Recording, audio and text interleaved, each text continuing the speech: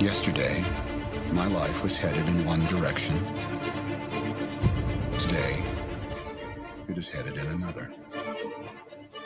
You ever think the universe is against you?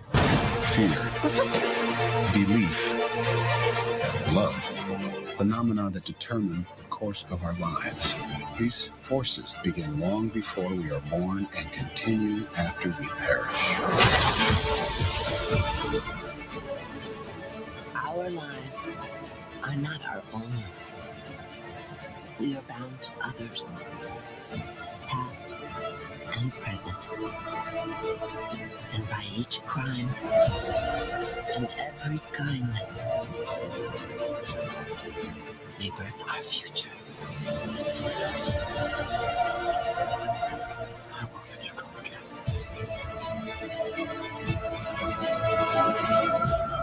I believe there is another world waiting for us, a better world. And I'll be waiting for you there. You're listening to the Outlaw Radio Network. OutlawRadioNetwork.com. All right, it's the Outlaw Radio Network for the 30th of August, 2023. Tonight's show will include Paul pointing out that yet again I was wrong about the Mariners. Tom pointing out that everybody should vote for a third party. They won.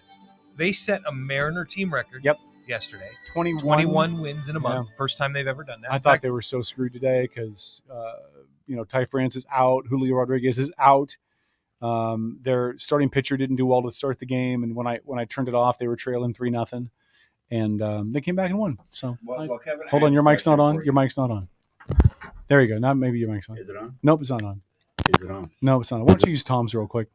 Grab it. We're a state of the art. We're a state of the art organization here, folks. Don't try this at home. Grab it like you want. Go ahead. There's got to be a bad cable or something. There you go. Anyhow, so how long do the Mariners last in the playoffs? Man, I got no idea. I'm not even one to ask. They went out in the first round last year. I think they make it to the ALCS. They went out of the this second year. round last year because remember they made the wild card. Oh, round that's and right. They Well, beat Toronto. But that was what, one game though. Yeah, but it's still considered. You're right. Advancing, You're right. So, Yeah, you're right. You're right. I think they make it to the ALCS, and how they do there, I think it just depends on how healthy they are. When they're healthy, they've proven that they are more than capable of beating any team in a 5-game or 7-game series. But they do have a history of. Yes, they do. Let's see, the most season wins in Major League history. Dennis off.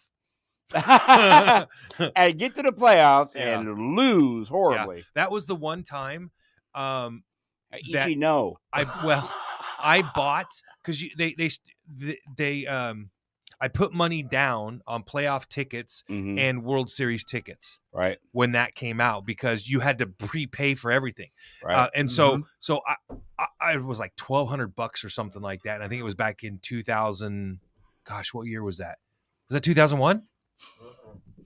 What year was that? They had 116 wins. 21. Anyway, yeah, 2001. Yeah, that's what I thought. Was it? I think yeah, 2001. So. Yeah, Brett Boone and don't argue sports with me. Mr. Body by Jake. Yeah, all right. Yeah, 2001. That was also each year's rookie year. Yeah, he was rookie of the year. I was in the so MVP. stoked. I was like, they're gonna finally go to the World Series. What? Finally go to the World Series. Yeah. And I had the small business and everything. I put the money out and I was like, look at this. I've got World Series tickets in my hand, and they go out in the first round of the playoffs. Yep. It was so To who? Do you remember to who? demoralizing. Was it the Indians? Yankees. Was it the Yankees? Yeah. Okay. No, they lost. It was 96 or 7 when they went out to the Cleveland. It was 95. They beat the Yankees in the divisional round. They made it to the ALCS, and then they lost to the Indians. One team in baseball. Still hate Jim Thome, by the way. One team in baseball has never made it to the World Series. Seattle. That's Seattle. Yeah. Every other team is at least. They haven't all. Not all of them have won. Right. But only one team has never made it to That's the World correct. Series, and that's Seattle. So Yep. we'll talk about that all later. Also later in tonight's show, Paul's going to call me stupid. Not Bob, on purpose. Bob Ross is going to remind me that I'm probably going to hell, and Dennis is going to offer me a turkey leg. So it's going to be a good, fun show. I'm not just pointing at you. I was just saying y'all. Jesus. Y'all need Jesus. Like the over-encompassing all y'all. Well, the funny part about that is we're gonna talk about you all and your need for Jesus as well in just a few minutes. Let me say one Hold thing. it. That's a different y'all. Now I'm confused on the y'alls. It's okay. I'm not from the South. Don't forget, there's y'all and then there's Ewans. That's y'all plus 3. Right. Like youngins and you people all mixed together. What do you mean, you people? Oh. So let me say this Yes. before we get into what you wanted to talk about, Paul. Yes. Later tonight, we are going to talk some more about the homeless encampment issues in the city of Bremerton. I, by hook or by crook, I by luck ran into Mayor Greg Wheeler today. Did you? I had gone to pick up my daughter's boyfriend from Renaissance High School, and out comes Greg Wheeler. He had been there to talk to the students and welcome them to their first day of class and all that good stuff. We had a great conversation. He shared with me some of his thoughts about the ordinance stuff. He's also committed to coming back on the show. I got to email him. We're going to set up a date and a time and all that. He's always been really good about that. He's a by the book guy. Yep. So send me the email, but book it properly. He did say a couple things, and I asked him because a lot of times when we talk to these people, we're not on air. I treat that as off the record. For sure. Right. But I asked him, can I share what you had to say? And he said, certainly. Yeah. So I'll give some thoughts about what he said about it. I think he had something that's going to inflame Justin, who is in the chat. Hello, Justin. And other people that have thoughts on this. So I'll share what he said, and we'll talk about that a little bit more in the show. Yeah. I chatted with Mayor Wheeler at Doc Loves the Kids Day. Yes, he was out there when he did the dedication. Yeah. He was. I had even talked to him about coming on the show also. Yeah. He's one of those. You tell me what impression you got from Mayor Wheeler, but I felt like when he won, the first thing I said about him was that he wanted it more and he wasn't afraid to work for it versus Patty Lamb. I felt like he earned it, and I like Patty as a fan of hers, except for how they kind of used the 9/11 Memorial Project to bury her husband's Superfund site. But that's just a totally different story. But I was very worried about Greg Wheeler when he got elected. He's very approachable. I was worried because my impression of him at the time was more of an average Joe. right? A normal average guy, worked in the shipyard his entire life, had military service, but he had not really done, to my knowledge, a lot of political stuff before that. Yeah, just city council stuff. Yeah, just city council stuff. But to step into the mayor's role in a city the size of Bremerton, I thought, with a big military footprint to boot, big and a big budget, and big issues that we're still facing the city with some of the real estate decisions they've made downtown, and crime and homelessness, which by the way has not gotten better. But I thought it was a big seat to sit in. And I was afraid that the seat would be too big for him. And he has proven me wrong. Now, again, I don't agree with everything he's done. Exactly. But he's done a really good job of being approachable, being in the office, being available to people. Like Mayor Lent, he is at everything. If he can be at a community of any will, and I like that about Mayor Lent, and I like that about him as well. He has proven, and I was concerned about that as well, because we saw Mayor Lent everywhere.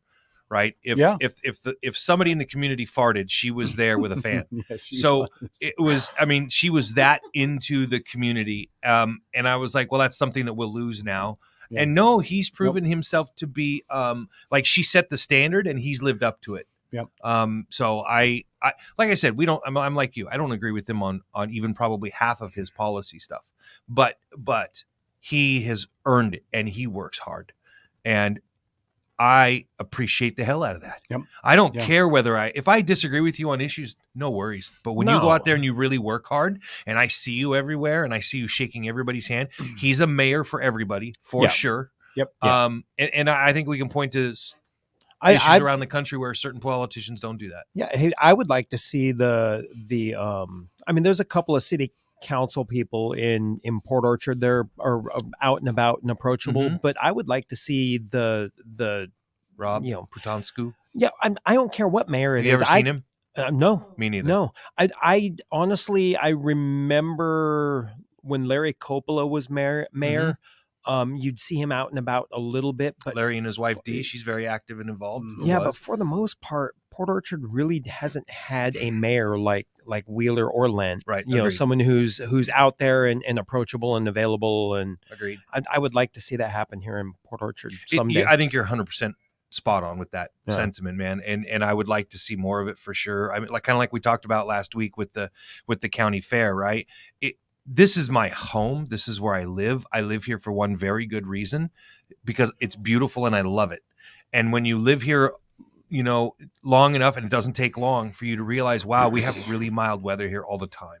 We almost never have to worry about major storms. Yeah, we're in theory, we can worry about earthquakes and stuff, but you can go hiking here and you might scare off a black bear, you know, maybe a cougar stalks you and eats your little poodle. But nothing ever serious, you know. There's not a lot of critters, for example, to be worried about. It's not like being in Kentucky where you lay down in the grass. You got to check every nook and cranny on your body for chiggers and ticks. And you know, we down there, you know, there's places you can go around this country where you got raccoons the size of brown bears. You know, you got rattlesnakes and water moccasins and all these things you got to worry about. You know, rattlesnake is delicious. Well, I've never actually tried it, but I actually would like to sometime. You're fired. Get off the show. You're fired. But why? Because I want to try a rattlesnake? It's not like I want to blow Steve Austin. I said I want to eat a rattlesnake. No, and that's the bottom line. Whatever. Anyway, the point is just that the more you live here, the more you learn to appreciate it. You know, my wife and I have talked about some other. Yeah, you don't have a bear on my hill. You have a bear on your hill? Bear on my hill. Is that a furry older gay guy? Like a bear comes out of the woods at the top of my hill. Yep. He wanders down. He eats plums off my plum tree. Yeah. And then leaves. Listen, that's really... Wait, you know this? That's yes. That is a really cool thing, can I say? We have the same issue at my house. All the neighbors know we have a mama bear and a cub. In fact, Sunday night, she got into everybody's garbage, and everybody on the street everybody leaves her alone.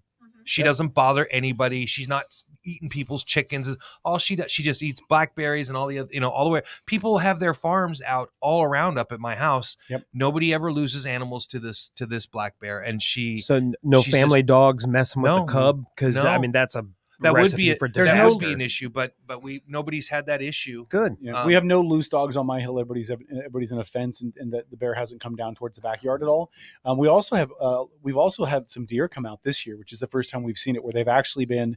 You've been to my house before, Paul, on the side of my house towards my neighbor's place. Was Further a big up on the hill, there were a couple deer that were out there just kind of chilling out. Oh yeah, and they'll eat the heck out of those blackberry bushes. Yes, they will. Oh, and they left my daughter's garden alone. My daughter's got a garden in the backside of the house. They didn't go anywhere near that, but they went to the blackberries. That's good. Speaking of which, are you? I've got chickens waiting for you, bro. I know. I need to get stuff done on the home front. It's funny. Heather's garden is out back up against the edge of a green belt, and we get deer all the time. And this season, it's happened more than once out in this just big open field next to the green belt. There's been a 3-point, a 2-point, and a spike all lined up. And I want to go in the house and get my bow and fill the freezer. And listen, I will tell you, man, I love, and everybody's different about this. I get it, but I love the wildlife at my house. Oh, I do too. I just want to eat one now and again. Gosh. Remember, this edition of Nature Talk is brought to you by Black Ring Spirits. God bless Not you, brave Tom. enough to hug a bear? Drink some Black Ring Spirits. You will be.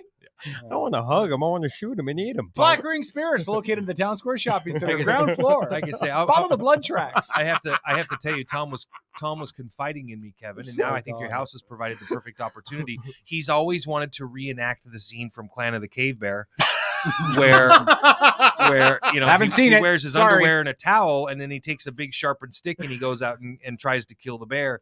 And I thought, well, Tom, that's fascinating, and to each his own. Haven't seen it. Sorry. Do you remember the scene in that movie with the giant mosquito?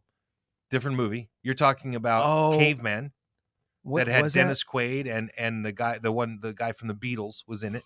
Was it? Yeah. I thought that was Clan of the Cave Bear. Where the big mosquito lands on his face and he smashes it. Yeah. All right. Okay. I thought that was Clan of the Cave Bear. That was a great one where they thought the midget fell in the T-Rex poop. That was.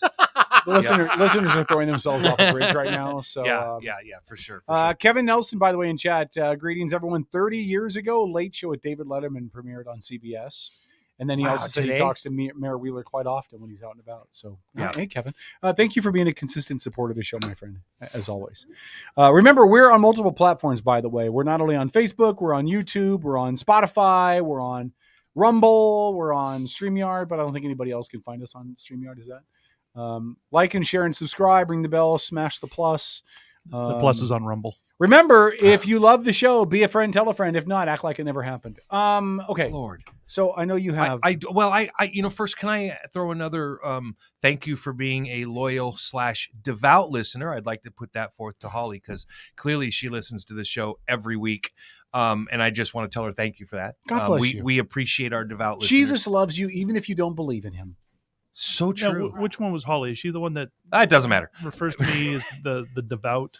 Is that Holly or who is that? Oh, that's her. Oh, that's her. Yeah. She watches it later. She does. Yeah. She leaves a mess of comments I can't see. I don't 15, know how 20, I can't find 30. them because Facebook is a joke. It's okay. There's a trick to it. And the trick is when you go into the show under the comment section, right? And you know how you have categories for those comments. And one of those categories is newest. And if you click on newest comments, it'll bring up the newest comments on your smartphone, or yes, on your smartphone. Really? Yeah. Wow. So I got schooled. It's funny because I'm taking with the stuff that we're doing with the radio show. I'm taking. Did you know that there's classes you can take through Google that are free certifications? Mm-hmm. And one I'm taking is all on YouTube, the algorithms, and all the rest of that stuff. And so I've been learning some cool little tricks and. You're not going to learn any of that on Pornhub. Just so we're clear. I know that's what you're hoping. I will tell you, I intentionally blocked that site. It was taking up far too much time.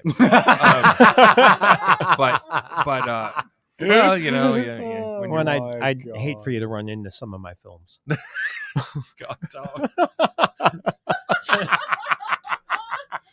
God, there is. I can already think of the names of the movies. I just. Once you go Black Tom, you never go back. I just, that's like finding out that the character that played the hooker in Game of Thrones actually did porn movies. It's like all of a sudden, it just totally ruined my my, how I envisioned her and her character and everything. Mhm. It just ruined it for me. Yeah. So I looked it up, and it was like, it was not the same. Okay. She wasn't wearing a costume or anything else. All Anyway, right, we have 9 minutes. We have 8 minutes. Do you want to do that, or you want to wait? Well, I just, can I say a couple things real quick? Yeah, go ahead. Do you mind? Is everybody ahead. okay with that?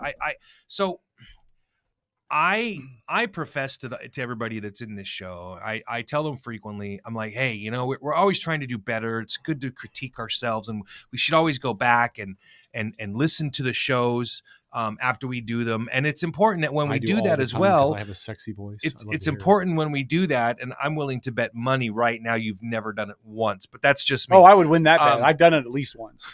At least once, I bet. Yeah, I could probably count it on one hand, but I've done it at least once. Go ahead, Paul.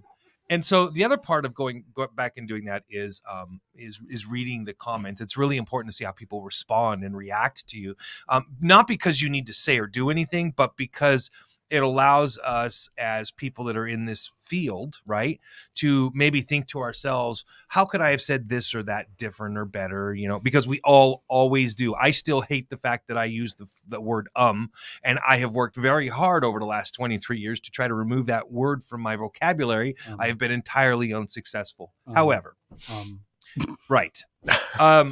See? Just think of it as a... Can I borrow your shotgun? Actually, I have to get my shotgun to a gunsmith. Stay on task. I want to hear what Paul has to say. I'm sorry. So here's shiny object. Here's why I wanted. Here's why I wanted to bring that up, because like I said, I do this regularly, and I want to start with a couple of statements, just declarative statements here. The man that is sitting to my right has been sitting to my right for the better part of since 1999. As we've been doing this show, we did take a break when Caleb, who was our engineer at the time, got brain cancer, and then Dennis was great enough to bring us in here into this studio. But there's a couple of things that have always held true during that time period. We've always spoke our mind and had very real and very open conversations. We have never tried to lead conversations with hate in any way, shape, or form. And I challenge anybody to try to ever show that we are hateful individuals, any of us, anybody in here. We all have different opinions on almost every issue, and we will openly discuss those issues. Usually when we develop an opinion about this stuff, it's because we've researched it and we have an impression and we have something that we want to get across. That's the nature of talk radio. Now, having said that, I can declare without any hesitation that Kevin, for example, is not racist, not in any way, shape, or form. Was I accused of being racist in the chat? I'm not saying anything. Okay. I'm saying this. There is, and I would challenge anybody who thinks that he is or suggests that he is to prove it. Ooh. So yeah, that's a big uphill, right? STFU, because it's just patently false, and I don't even need to get into the reasons to justify why. His adopted daughter. Anything else. I do not need to prove a thing, and neither does he. And shame on anybody that would try to suggest otherwise. Philip's religion is none ya damn business. Just like my faith, Lori's faith, Tom's faith, Kevin's faith. Yes, we talk about it because it's a moral compass for each of us in different ways. It's our barometer. It's what we have faith or we believe in. And these are things that have chiseled us out of our own stone, right? We become products of our environment. We get older. We think about things differently. It shapes our world, and we allow it to, right? We don't all go to the same churches. We don't all practice the same faiths, not by a long shot, right? Correct. And everybody here, just like anybody that calls in, has every right to express their faith and feel 110% in their faith. And we all respect everybody's or everybody else's faith 100% of the time. Maybe not Phil, but 100% of the time. I'm kidding, Phil. And I would argue. And see now, no, don't argue. That's where you just leave it alone. So where's the mute button? Here's the thing. Everything that we talk about here, we talk about it for a reason, because it deserves dialogue. It deserves a conversation. Just because you disagree with something we say does not mean that we are throwing out hate. It doesn't mean that we believe X, Y, or Z. And again, the reason why we have conversations about this stuff is because we've already looked into it. I'm going to use January 6th as a great example. Mm-hmm. Nobody sitting in here has ever, in any way, shape, or form, attempted to justify what happened on January 6th. We've had conversations about some of the nuances and some of the things that have happened. Nobody here has ever said the people that broke windows or assaulted cops with poles or anything else, nobody here has ever said they shouldn't be prosecuted. You're talking about January 6th, not the peaceful Correct. protest, right? Well, No, it was mostly peaceful. Oh. And a lot worse things happen. And by the way, nobody here has ever said that every black person that commits a crime deserves the violence they get from cops. In fact, just the opposite. For over a year and a half, almost 2 years, Kevin made it a point at the end of every show to say her name. And with good reason. Do you remember her name? Yeah, Breonna Taylor. Yeah. So these are very real issues to us. We believe wholeheartedly in having these conversations. We're not cowards. We don't shy away from them. Unless you're a racist on Bainbridge Island that can't take the heat and moves to New York. All right, we're going to take a break. We're going to continue this on the Facebook side. I have a couple things I guess I'll add to that as well, if Absolutely. that's okay. So stick around, and then we'll get to some topics after that. Outlaw Radio, we're back after this. This is Mega Talk. Or maybe we won't because we're racist.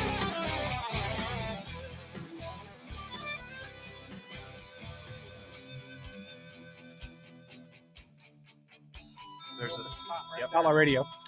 Network.com. Did you have more you wanted to say? Well, there was one last thing that I wanted to say. It is very telling when people begin to label us as propagandists and white supremacists. First of all, I'm Polish. You don't get more white than that. I mean, like day-glow white when you're Polish, okay? He glows in the dark. Ask his wife. Right.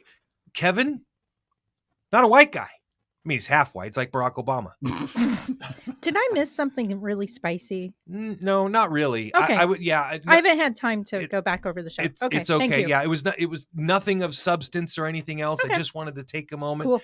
Thank you, Paul. And, I appreciate it. And the idea, when you start labeling people, especially people like us who talk about these issues for a reason, especially you label us as things like propagandists or white supremacists. Well, it tells me, first of all, that only one person in that conversation is biased and opinionated and unable to have a conversation. And it's not the people that are being labeled and called names, because none of us are ever afraid to have a conversation about anything.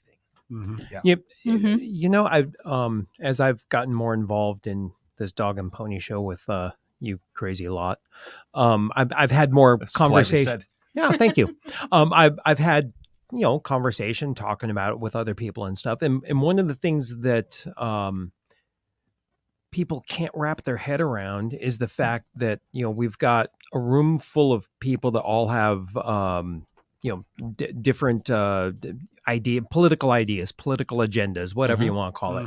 And at the end of the night, there's no severed heads under the table, and we all go out and like socialize together. Yes. And it's funny that we're so divided as a nation right now that brings shock to people. There's a Democrat, a Republican, a Libertarian, an Independent. You're waiting for the punchline. And yeah, I mean, that's exactly it. Everyone's sitting there going, okay, it's a joke. And they walk into a bar? That's right. That's right. Yeah, and then we drink. BlackRingSpirits.com. By the way, I will point this out. Kevin does not drink vodka. So we're on Facebook, right? Yeah. So fuck off. Okay. Tequila. All right. So are we coming back now? In a few Go ahead, Kevin. How long do we have? 20 seconds. Okay, I'll do it when we Kevin, get back I have on a the- vodka you should try. I'll try anything, Tom. Like I'm not, except for rattlesnake. That I might will get try anything. misinterpreted. Not anything. I'll try any alcohol. I'll try any alcohol once. I don't. Okay. And then we'll see where it goes. 5 seconds. Outlaw Radio. .com.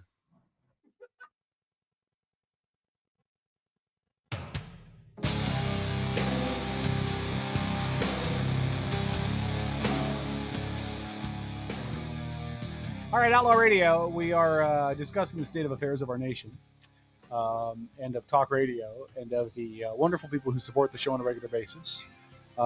Especially the devout listeners. Yeah, I will. Devout. I will say. I will first off thank you, Paul, for the kind words. I know you didn't say anything so that I would say thank you, but thank you. Thank you for sticking up for me, and it makes me feel guilty that I didn't do a better job of having your back with douchebag boy up in Bainbridge. That was a lesson we all learned a little bit from one way or another. Yep. I'm going to say this. It doesn't. I've done radio long enough in multiple markets in my lifetime to understand that you will never make everybody happy. Absolutely. You will always leave a trail of frustrated, pissed off people in your wake. And I'm not afraid to be that guy to make people unhappy. Look, if you look at my relationship history and my life history, you'll find plenty of people that are in the background that I have pissed off in the last 52 years. Signing my hiney. I'm totally okay with that. I really am. It is the after effect of living loudly. Yeah. What we could not do this show, and I'm going to use Holly as the example because I know that she's the one that's left some comments that Paul's referring to. And Holly, I've not seen the comments, and I won't go look for them because, as I've said before, if you're unwilling to tell them to me directly, like you have a phone number to the show, you could call in anytime and challenge us. Justin will do that. He agrees with you on many things you say, and he's willing to call the show and say, "Hey, K-Dog and Paul, I think you're wrong, and here's why." And you are so intimidated by the essence of the glorious one that you won't call in, and that's fine. But here's the problem. Here's the problem. I don't care. If you're offended, I don't care. If we don't talk about these things, we don't get listeners. No, there's no discussion. There's no reason to tune in. And I don't say things for shock value, but I will say what I think. Well, not anymore. That's probably not even true either. Most offensive 5 minutes of radio. That's totally for shock value. But I'm going to keep saying what I think. And if people don't agree, I want to have that conversation. We had a great chat with Justin last week. And Justin doesn't agree with us on it, but he's going to call the show. We're going to have a conversation because it's what we do. Now, hold on. I will disagree with Paul on one thing. Sure. I think we all are biased. Absolutely. We're all biased. Yep. From our life experiences, from what we've seen, what we've experienced, what we've learned, we're all biased. That does not mean racist. That does not mean hateful. That does not mean ignorant. It just means that we are looking through the world through our prism of what we've experienced. And it is not lost every on person, me. though. Yeah, no, that's what I mean. Yeah. Everybody. Yeah. It is not lost on me that Holly, who represents the group that claims to be the most inclusive, we want to include everyone: gays, lesbians, straights, child molesters. Well, stop. I'm not trying to be inflammatory. They say they want to include everybody. They want to open up the world and make everybody feel like they're involved in part of the process, unless it's someone who disagrees with them. And then they need to be canceled and shut out and blocked off. If Holly had her way, this show wouldn't exist because we're white supremacist bigots because we say things that she doesn't agree with. 1000% correct. I will say again, if you're mad and you listen to this show every week, thank you. If you're mad and you call in and discuss it with us, devout, thank you. If you don't agree with things and you want to push back in chat and have that conversation with us, thank you.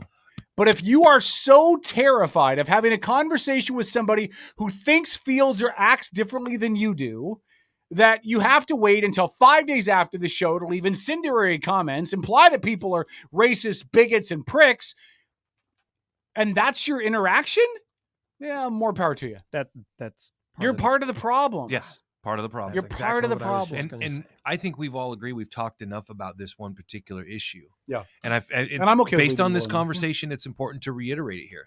We have all talked ad nauseum over the last couple of years. And I think, Lori shared in our chat room a recent town hall, might have even been from today, of Vivek Ramaswamy. Oh, yeah. Yeah. How was that? I missed it. It's excellent. It's worth listening to. Really? You agreed with it? Well, it's not what I did agree or didn't disagree. I'm just saying it's worth curious. listening to because it does give a very good insight into his thought process. Now, I will say this. Tucker Carlson did an interview with the former president of Ukraine, I believe, or the president, one of the Eastern European presidents. Mm-hmm. And I'm going to play a clip from that later tonight. But we can do Vivek made a comment. He said, this election has to be won by a landslide, by one side or the other. Yeah, good luck. Well, this is why, and he's right when he says because this country won't survive a 50.1% victory. Hold on. Yeah. The country needs a landslide. The country needs a decisive win. Yeah, by one side or the other. I disagree, though, that the nation will not survive a 51%. Well, I think that was him being facetious. Yeah. No, I'm just saying. I disagree with that premise. Like, we have survived far worse than where we are now. Civil War, for gosh sake. But his point was because the country is on a knife's edge, and so divided, and the vitriol and the hatred and the bias that is being leveled, and people are not doing. It's the one thing that we are trying to do here. Right. We're having the conversations. No topics off limits, and we're willing to talk about anything, because if we don't talk to other people, and if we don't talk amongst ourselves, and we don't spur the conversation on, then we're not doing our part, right? We have the privilege of having a pedestal here. We have the ability to put our voices out there and be heard. That's something. Yes, anybody with a computer can grab a microphone and make a YouTube video or a blog or whatever. But we've actually done this long enough that we understand how to do it and how to make it all work and develop some cool relationships along the way that definitely help us and help us see different prisms and things. Very much so. So it's these conversations, and I've said this for years about Kevin and I, when you disagree with everything politically, and all of us in here disagree on almost everything to some degree, like, and as Tom said, then we all get along and we all hang out, we be social, and we can even hang out and have a drink later or something else. So if we can do it, the hell is everybody else's problem? Right. It's not difficult to have conversations about difficult topics and be this thing that we like to call an adult. Well, we're all kind of intelligent people in here. Speak for yourself. Well, okay, fine. Speak for yourself. And we'd like to think that, maybe we understand that a discussion is exactly that. It's a discussion. Correct. You don't win or lose a discussion. No, you exchange ideas, right? 100%. So if you're going into a discussion with the idea that I'm going to change everyone's mind and their mind, and they're going to see it my way, that's not a discussion. For sure. No. So, and no one in here is going to change my mind about much of anything without some really compelling evidence. But I mean, that's the idea of a discussion, right? And I will say this too. I think that the other thing that is glaringly obvious to me is the people that push that agenda. You're wrong, therefore you need to be silenced, or you need to stop talking, or whatever that is. And I don't mean Dems or people on the far right that may pull the same stunt, although I don't see many of them to do that. But the people that pull that crap forget that 90% of people in the middle are not 100% anything. Right. Like most people are not 100%. Even conservatives are not 100% conservatives. No. There may be something in there. I don't know what it is. Maybe Social Security. Maybe it's a different thought on immigrants or DACA or just there's something where they branch off from the party platform. And this idea that like again with Holly, just as the example, right? This whole, well, I don't agree with you, so you need to stop. Well, that she's part and parcel to the Democrat Progressive Party arm agenda. But most of this country is not committed 100% to anybody's platform. Right. People straddle some issues somewhere. Well, that's because we try to lump people together into groups and categories and labels and stuff. And really what we need to do is the exact opposite of that, and accept the fact that everyone is an individual. And so your individual experiences are going to drive your thoughts and your opinions on everything. I mean, you could be the most liberal person in the world and have a hard stance against hard drugs because of a death in the family or something. I mean, there's so many variables. Robert Parker is a really good example of this, right? Robert Parker is very conservative, very active in the Republican Party, very, very much a stalwart of that stuff, right? But I think he would admit, and Robert, if I'm wrong, you can tell me and I'll apologize. I think he would admit that he's a little more progressive on some aspects involving funding for mental health care. And that's because of the bias. I don't mean that bad, but his life perspective of things he's been through in his life, what he's seen that has caused him to develop a little bit of a different perspective than maybe the rank and file of his party, right? Sure. And so I think everybody is that way. I think you're absolutely right. I think everybody's that way. And I think that's what we lose in this political dogfight is the idea that everybody has got their nuances to it, and the nuances need to be welcomed as part of the conversation to find that ground. Mm-hmm. And the people on the far left and the far right that want to ostracize those who don't believe or belittle them or silence them are hurting our country. Really, it doesn't even have to be far left or far right, though. I mean, I can think of quite a few instances where I've heard reasonably moderate Republicans make the claim that someone's a rhino.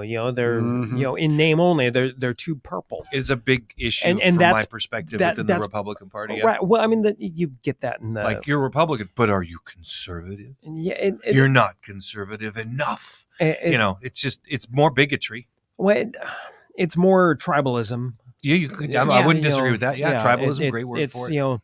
It's us and them. It's more the division problem. Yes. And it's part of why having the conversations are so important. And it does start with respecting the fact, okay, yes, you have an opinion and I have an opinion. We both respect each other's opinion. Now we can move forward and have the conversation. It's so important.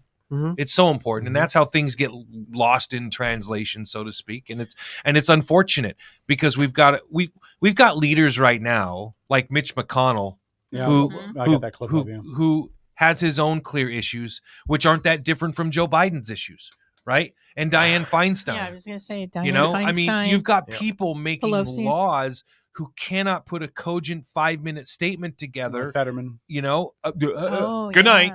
Yeah. I mean, it's dude looks like he's become a crack whore now. He don't look like nothing like he did when he got elected. And this is not a party thing, right? I mean, we're not. No, I just brought up Mitch McConnell, man. That dude's got to go. He's got to retire. He can't. Feinstein, Fetterman, McConnell, Biden, all of their mental acuities are in question. And we're going to play with a new piece of technology here on the Facebook side.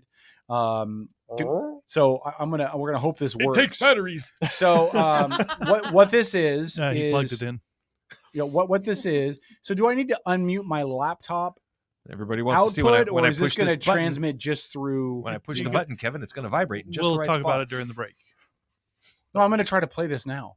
During the show? Okay. Yeah, during the show. We're gonna try to play it during the show. Okay. So hold on. We're not on Facebook till the top of the hour. It's Wednesday. No, I know. We're gonna play it like right now. We're gonna try to do that. We're gonna try to be state of the art here. So no net. Yeah. Listen, we're a bunch of professionals. Ready to go. Bring it on. All right. So here we go. Let's see if this works really quick. This is Mitch McConnell today. He was speaking with reporters, and we'll play the audio. For those of you on AIM, we'll explain what happens after this. If you're watching this on Facebook or on any of our other streaming platforms, you'll get an idea of what this is. Let's see if this works. So this is Stop it. Be nice. For some reason. Okay, here we go. What are my thoughts about what? Running for re-election in 2026. That's I see a 500 Jesus. Hold on. So we don't have a lot of audio out of this. Is your volume all the way up on the browser? On the browser? See the little volume? There you go. Yeah, I'll turn it up more. Hold on. Let's try this again. One more time. Hold on. What are my thoughts about what? Running for re-election in 2026. That's medication. Give me my medication. I need my pills. Did you hear the question, Senator? Running for re-election in 2026? Could she yell it louder? Hold on. So he's not even acknowledging that she said anything I'm sorry, to him? you all. We're going to need a minute. No, he's watching a movie on the screen that's on the back wall of the room. Yeah, I don't want to make light of it. I think this is really sad, whether you like McConnell or not. So but he's still zoned out. It's the very issue that pisses me off. And now he's back. He's back to talking. So he paused. He paused for a good 35 seconds. You know what I mean? So he paused for a good. So what they asked him was, if you didn't hear it in the audio, do you have any thoughts about running? And he said, running for what? He said, running for re-election and running for re-election. He looked like he did about, what was it, a month ago, when he looked like he had stood there having almost a mini stroke. Yeah. I felt this way when Biden was running. It's like, it felt like elder abuse. Mm-hmm. Well, that was exactly what I was going to get to. At some point, take care of your, I'm assuming somebody's parent. you know, Mhm. children, take care of your parents and grandparents. That's when it becomes about the power. Exactly. It's Mhm. like, when can they just move along? Let into them the retire. retirement? Let them enjoy the twilight of life. Do you know what that clip reminded me of? What's This that? is not. It's going to be in poor taste, but that clip reminded Tom, me of a vegetarian. weekend at Bernie's. I expect nothing less. Oof. It did. It reminded me of a weekend at Bernie's. Yeah. I don't know. Weekend at Bernie's is a lot cooler. It is. Well, a weekend at Bernie's was funnier. I mean, here's- but that was the same idea. Especially when you realize, if I remember right, wasn't Bernie the same actor as Viper from Top Gun? No. No. Am I thinking that was someone Tom else? Skerritt. Yeah. But no, it I have his wasn't. But autograph in your my point bathroom. is still your point is still valid. And listen, at some point, I mean, for me, I'm not pissed at Joe Biden or Mitch McConnell or Dianne Feinstein, but I can legitimately say the kind of pieces of crap that their family members are. How do you let your dad or your mom or somebody like that go out there and do what they're doing when you clearly know that their mental acuity is shot? Well, and let's talk about party though, right? What have the Republicans been saying behind the scenes? Joe Biden is not mentally well. Joe Biden has a mental deficiency. Joe Biden may not be fit for, and they've been talking about that. Where's the outcry with this story then? Like, I've talked about this before, the hypocrisy of our democracy, right? When it's the other party, we're going to rant, rave, scream, and cry about it. When it's our party, we're going to ignore it. Something has to be done on a federal level. Well, I mean, what are you going to do? What are you going to do? I mean, you can't pass a law that says you got to pass this test in order to ride this ride. I mean, what? No, but don't you think it would be reasonable to in extreme Give circumstances, him a concussion test by the NFL. In extreme circumstances like this one with McConnell, Mhm. because I think McConnell is far worse than Joe. Okay, Well, he's had this happen twice for a total of maybe 60 seconds in a month. Publicly, we don't know what's happened privately. Right. Correct. Don't we think I mean, Joe Biden does it every time he steps on stage. Shouldn't the Supreme Court or some external body? It's not the Supreme Court's job. No, you know hold that. on. But I'm using this as an example. The Supreme Court or some external body be able to, at that point, compel that representative for an evaluation to determine their fitness to continue to serve.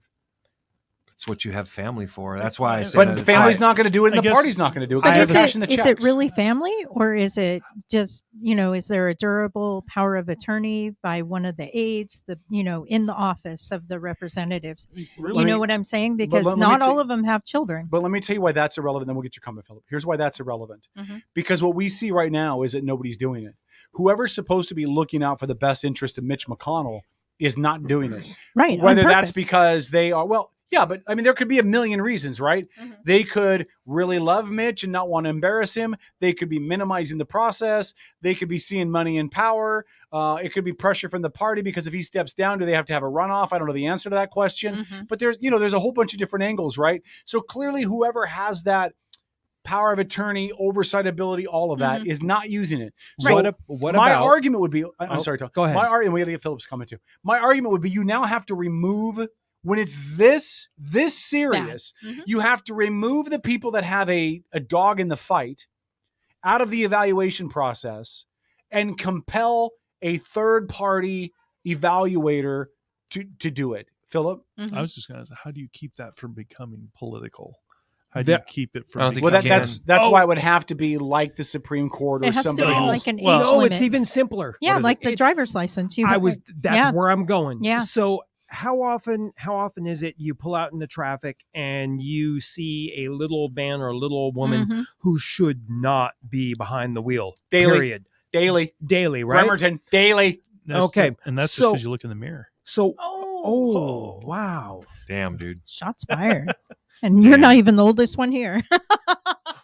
So what about the idea of a cognitive test at pick an age for a driver's license, right? And if you can't pass the cognitive test, you don't get a driver's license. If you don't have a driver's license, you don't get to serve in office. I think the challenge with that is the same reason why we don't allow what do they call those? There used to be tests you had to take to vote. Yeah. There are language Civics barriers. tests, There are there's language barriers, there's ethnic barriers, there's cultural barriers, all of those things that can get in the way. Not What for about- a cognitive test when you're just trying to check, does this person have the ability to operate a motor vehicle for public safety? But that's not fair. If you have a blind representative, they've never driven a car. Well, and So- dyslexia poses a Dyslexia. problem. But the cognitive, the idea. No, I get of the a cognitive cognitive, test, yeah. I think that. I mean, that if you're might going to be a representative, why not do a cognitive test about your Yeah. understanding of U.S. government? Yeah, because there you go. because these are people that are making We'd laws have that to- affect us We'd all. have to clean out probably 90%. And of you're sitting arguing no, against I'm not this? at all. I think Tom it's great. I mean, what Give if them all Joe- a civics test. I mean, what Pass it, you get to keep your chair. Yeah. What if Joe Biden gets on the phone with Putin and has a Tourette's moment? I mean, can you imagine Oh. the direction things could go? No, You know? and we laugh, but it really is a curious situation we find a ourselves in. problem. And look, I'm going to go back to Trump. I don't think Trump was deranged. He doesn't get to use a cognitive issue as an excuse. Well, I don't think Trump was deranged or mentally. I think he is right now. Well, I don't think he was meant. No, I think he is. Did you see the stats he gave on himself for Yeah, his yeah, height yeah. and weight? Yeah. But listen, I think he is deliberate. He knows what he's doing. Oh, yeah. But I think that there are look, we keep electing people who are closer to the crypt keeper. Agreed. Then- Agreed. And I think this is a serious issue in this country because we keep getting older and older in who we elect. And I'm not suggesting that we be ageist, but if we're going to continue to keep electing like Trump was the oldest president and then Biden was the oldest like we're not getting younger, we're getting older. No. And if that's how we're going to proceed, then we have to have safeguards in place because dementia is an issue. We know at the end of Ronald Reagan's presidency, Nancy Reagan was carrying him through the end of that presidency. Yes, she he was. He was already displaying signs Mm-hmm. of dementia. There has to be safeguards in place, and there's not. The parties won't do them. The family members won't do them. Somebody independent has to do it. And the only people I can think of to compel that through a court order would be the Supreme Court because they don't answer to anybody once they're put into office. And you would need a conglomeration. You would need a majority of them to step up, Right. to say this behavior is questionable.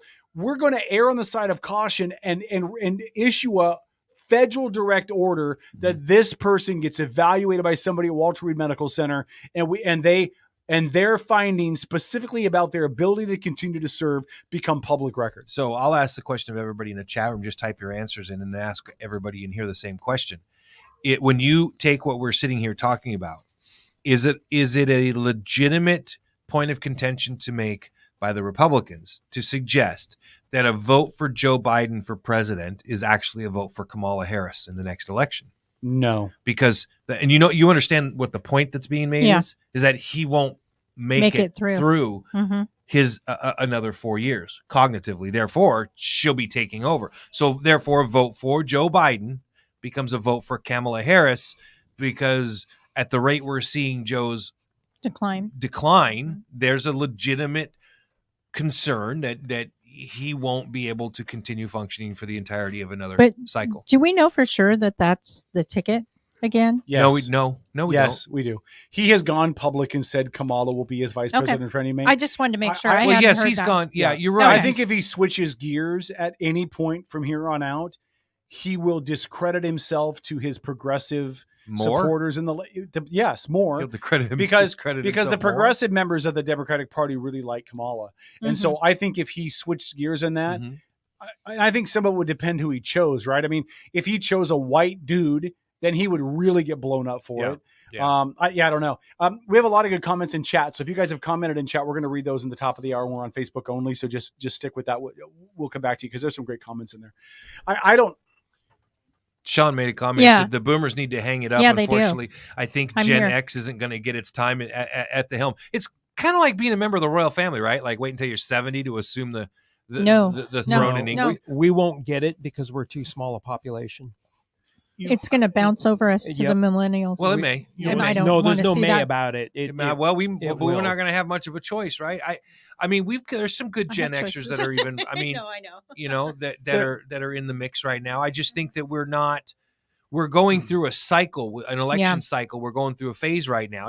We have an incumbent in Trump who's taking up all the air in the room, right? And so the younger folks aren't getting a chance to really step up, much to my distaste. But it is what it is, and we can't really do anything about it. Yeah, well, I'm firmly against though any restrict. So like Sean said, the boomers need to hang it up.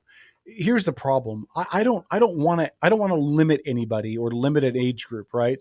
I just think that we as voters. Well, but does he still have a point though? Well, I do. The boomers need to hang it up? Not necessarily. I mean, most of them are well into retirement age. I agree with the sentiment. They do need to hang it up. That's kind of my point. It's about the sentiment. It is time for the boomers to retire. I'm not going to say that.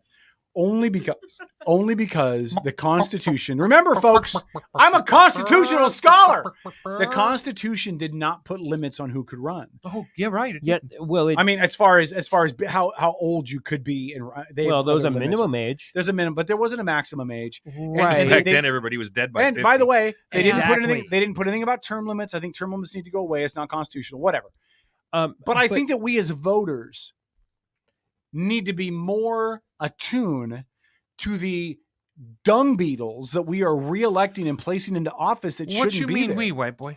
Well, we the people. We the people have put Biden in there. We're responsible for this mess. You have no sense of humor, Tom. We the people put Trump in there. We the people in that district have put Mitch McConnell in there and not demanded his resignation. Well, that's Kentucky people. Have you been to Kentucky? The family trees are stumps. Yeah, but the bourbon. Oh my so God! Good. And earlier, Justin brought up Luke Bryan, the elite or the power. The re-elections is power, and they don't want to give up that power. 1,000%. Yeah. Absolute power corrupts absolutely, right? And as us libertarians like to point out, we just need to figure out how to remove. Wait, power. You suddenly became a libertarian? Where have you been? Well, not paying a damn bit of attention to anything Obviously. you said. Clearly, Good grief. Holly pays better attention to me than you. My goodness. Phil has always had a very nice gold nimbus about You know him. what I imagine? I'm going to leave that alone.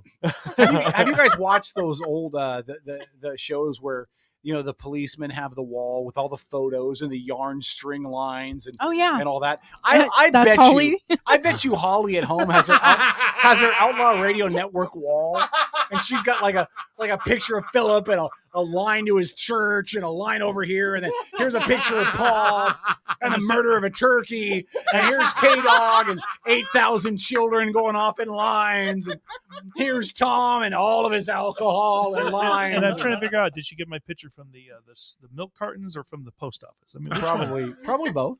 Probably both.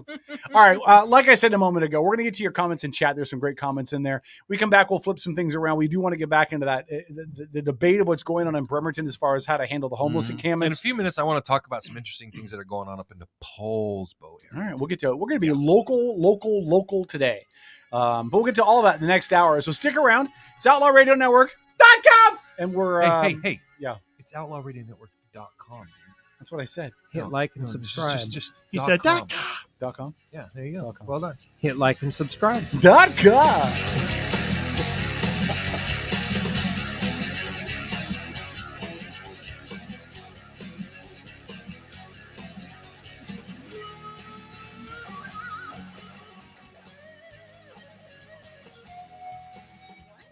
All right, Outlaw Radio. Let's get to some comments in chat. I love you guys being active in chat, by the way. Please continue to do that. So I'm going to go all the way back up here. Okay. So Heidi said he didn't have enough Coke. I think she's talking about She might be right about that one. He just wasn't up enough. John Walker's asked if maybe he's diabetic. And Lori replied that it could be a mini stroke or some sort of TBI. I'm not putting them on the screen because we're going through them really quick. You can click quick. I can. Hold on. God bless it. I know you can click on things quick. No way. Oh, we're on Facebook. No way. For fuck's sakes. Have you guys seen that guy Oh, on he's TikTok, by the way? hilarious. The Canadian mechanic dude who tests all the things that people see to... No way. No way. For fuck's sakes, he says. All right. Hold on. So Lori said it could be a mini stroke or some sort of TBI. Justin said because the elite want to stay in power, amen, they'd rather have the meat sack in the seat with an R or D than get someone with a voice. I think that's exactly. I think we all agree about that. I think the other part of it is the way that Congress is set up. the longer you're there, the more seniority you have in different things. And if you take McConnell out with the amount of seniority he has, you replace him with somebody who has none or very little. Well, I mean, who are they going to replace him with? The dude from New York that's under investigation for I mean, fraud? I mean in his district. I mean, like when Norm Dix left, Derek Kilmer was elected. But Norm Dix. Yeah, Say it. But when Derek Kilmer took over his seat, he didn't take over all the power that Norm Dix had collected along the way. Yeah, and I think Republicans are aware of that as well too. You lose him. That is part of that's a legitimate critique of our system of government, which is a representative republic. Mm-hmm. And I'm not saying it's right or wrong. I'm just saying it's a legitimate critique. And so if people want to critique our system and have that as an issue, I can't really argue with it. It's a legitimate complaint. Yep. I get it. I don't actually disagree with it. I like the seniority part of it because you don't just win your first election, go to Congress, and suddenly you're able to negotiate with foreign powers. It's like, which is what would happen under Tom's idea. But you don't. I mean, you can't. It takes experience, man. You can't just take a freshman congressman or woman and stick AOC out there to go talk to the Israelis because she will pick it up. But then, do you agree with Fetterman? I mean, the guy is not functioning. Good night. And now they're using, the thought is that his wife will kind of, help get into the office. Well, he was elected, not his wife. Well, no, I know was that. Elected after having a stroke, though. Right. Yeah. Which absolutely. No, I understand that. And here's where voter choice has a say, right? Like, it isn't like Fetterman got into office and then started displaying these issues. He was having these issues before the elections, and the people still voted for him. They were smart when they ran his questionable for me. election. They were smart with how they ran his election because Yes. they kept him in front of a teleprompter. They kept him in positions speaking where he could and be answering. successful. Yes. Yeah. Yes. All right, a couple other comments in chat from my favorite boss. Julie says, our reps need to have routine physicals, and we need the moral compass to pull them off the job. There is too much money behind these people. 100% right. Yeah. But I mean, that just gets into that whole other, realm of, well, if you pull Mitch McConnell off, who are you going to replace your the most senior member of your party with, right? Justin's on hold. We'll bring you up after we get back on AM, Justin, just so you're aware. Margie says 70 years old is enough. Heidi said delusional. She's talking about you, Paul. She's half right about that. Rick said he's barely over 50. Rick, I'm not put that into perspective for me because I'm barely over 50. Wait, she's saying I'm delusional? She said delusional. Are we on Facebook? I'm assuming it's about you. Oh, okay. Assumptions. Okay. John says Patty Murray is third in line. He's right. Yes. What in the name of God? How did what? Yeah, actually, exactly. She's not third. I thought she was fourth. No, she's third. No, she's fourth. She's fourth. Yeah, but if Biden left, be, she'd be third in line. Right. Yeah, it should be the because it's president. No, in line, she's third in line. She's third. She's third in line after the president. Yeah, three back. Vice President, Speaker of the House, and then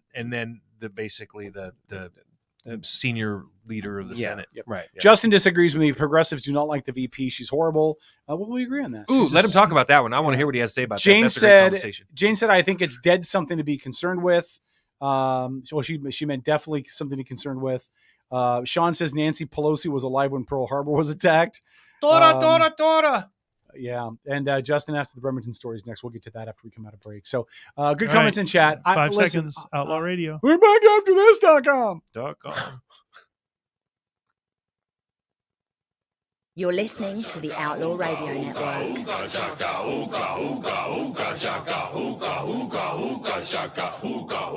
I can't stop this feeling deep inside of me. Girl, you just don't realize what you do to me. When you hold me in your arms so tight, you let me know everything's all right.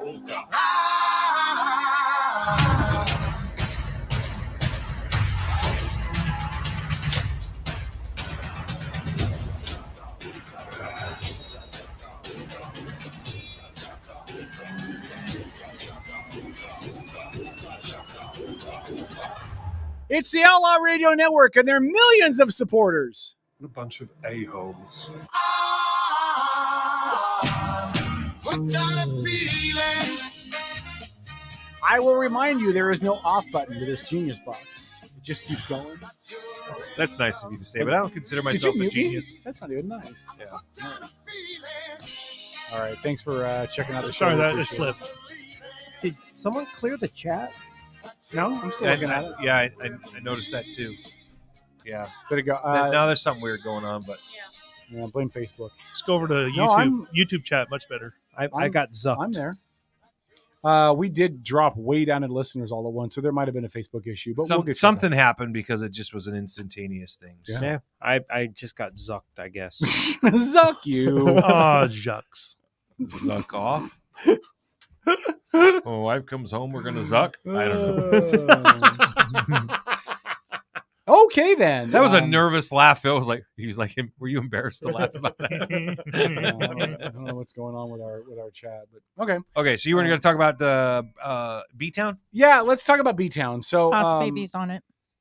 Boss Baby's on it. Is she aware of what's going on? Does she know? I just told her. She's checking. I don't know what it is because we're still on StreamYard. We're still on let me check our YouTube. That's wonderful. We're gonna no. It's listen. It's important. We have millions of fans. So it was interesting because when I was listening to the interview that Tucker Carlson did with Orban, he pointed out that the lengths that people have gone to keep Trump from running for president. Mm-hmm. He says I think he legitimately feels this. I don't, but I think it is a possibility. He basically said, look, if he wins the nomination again and he looks like he might win the presidency, he's like, I think they'll assassinate him. Who? I missed you. You're talking about Trump. Okay, yeah, sorry. because and his point was because there's a feeling of justification by the people on that side of the aisle. And if they think that he was right, you sue him, you throw charges at him, you indict him, you do all of these things to him to keep him from being able to run again. And when you feel so strongly that somebody should not have the power or authority to be the president of the United States, there's only one more step to take, is his point. Mm-hmm. And we've talked about it briefly once or twice over the last year. I hope nothing like that ever happens. I don't think it would, but would I be surprised if it did? I would be. I don't think I'd be. I'm saying I wouldn't be surprised. I would. I would be saddened. Well, I'm definitely sad, but I don't know that there's anyone that far left that would be that angry at Trump that could shoot in a straight line. Did you see what happened after he won the presidency? And the left losing their minds in the streets. Yeah. They lit some trash cans on fire. You'll and appreciate they this smashed one. some things and stuff. You'll appreciate a fool's blade can be sharper than his wit. Oh, that's true. So I've heard that's all I got. Yeah, I'm completely out of. All right, so let's go. Let's go to our local discussion with the city of Bremerton. So, yes, sir. So here's what we know, and we'll bring Justin on in just a second. Okay. Here's what the city had basically said. We just want to recap what we talked about on Sunday. So the city council is considering an idea that would take 2 plots of undeveloped city-owned property and use them to direct homeless encampments to those 2 areas. Okay. It would make camping outside of those 2 areas illegal in the city of Bremerton, which would result in a $25 fine. Right now there's an anti-camping ordinance on place. It's like $100 fine, but they're not really enforcing it. So this would put a $25 fine unless you went to one of those 2 areas. The reason they're doing this is they are, the video got blocked. That's funny. Huh.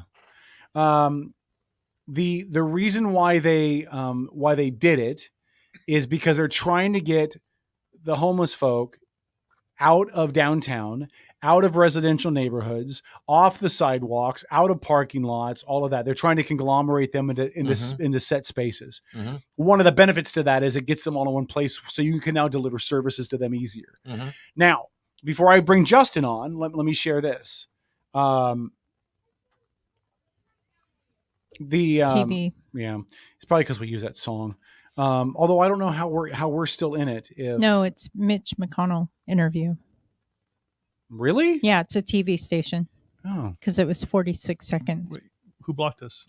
Well, first of all, we didn't play. We just played the clip. Which service? Well, okay. We'll talk about it later. So So that's outline. Now, I talked with Greg Wheeler today when I ran into him outside of Renaissance High School for a little bit, and I have his permission to share this. So we talked about it, and I told him I love the idea, and I know Justin disagrees. We'll bring him on in a second. I love the idea because it accomplishes two things. It frees up the homeless issues from some of our neighborhoods and some of our business areas so people and businesses can get back to normal and people feel safe shopping and doing what they need to do. But it also allows them to get the homeless populations into concerted areas where they can deliver services. Right. The mayor told me today that he is going to ask the council to give him the ability to enforce that mandate by basically saying to those that are homeless, you need to go to those two areas, one of those two areas. What a different strategy, by the way, compared to places like Seattle and Tacoma, where they don't want them congregating. Yep. And listen, do any of us know if this is the right answer or not? Well, hold on. Let me finish. Oh, you're not done. Okay. Here's where what Mayor Wheeler said that I think is going to ruffle some feathers. Okay, go ahead. He said, we need the ability to tell them you need to leave this area. And if they don't, we need the ability we need to be able to put them into jail. So the mayor wants to become the landlord of Homeless Town. He wants to be able to Maybe, yeah. Well, so two different things. Mm-hmm. He wants to be able to say on city property in the city, you cannot be homeless here and you need to go to that area. And if you do not, if you refuse, he wants the ability to potentially put them in jail. He also wants to oversee the city-owned property where these encampments would be at. And that's the other part. That is very totalitarian, man. I'm not saying it's the wrong answer either. Yeah.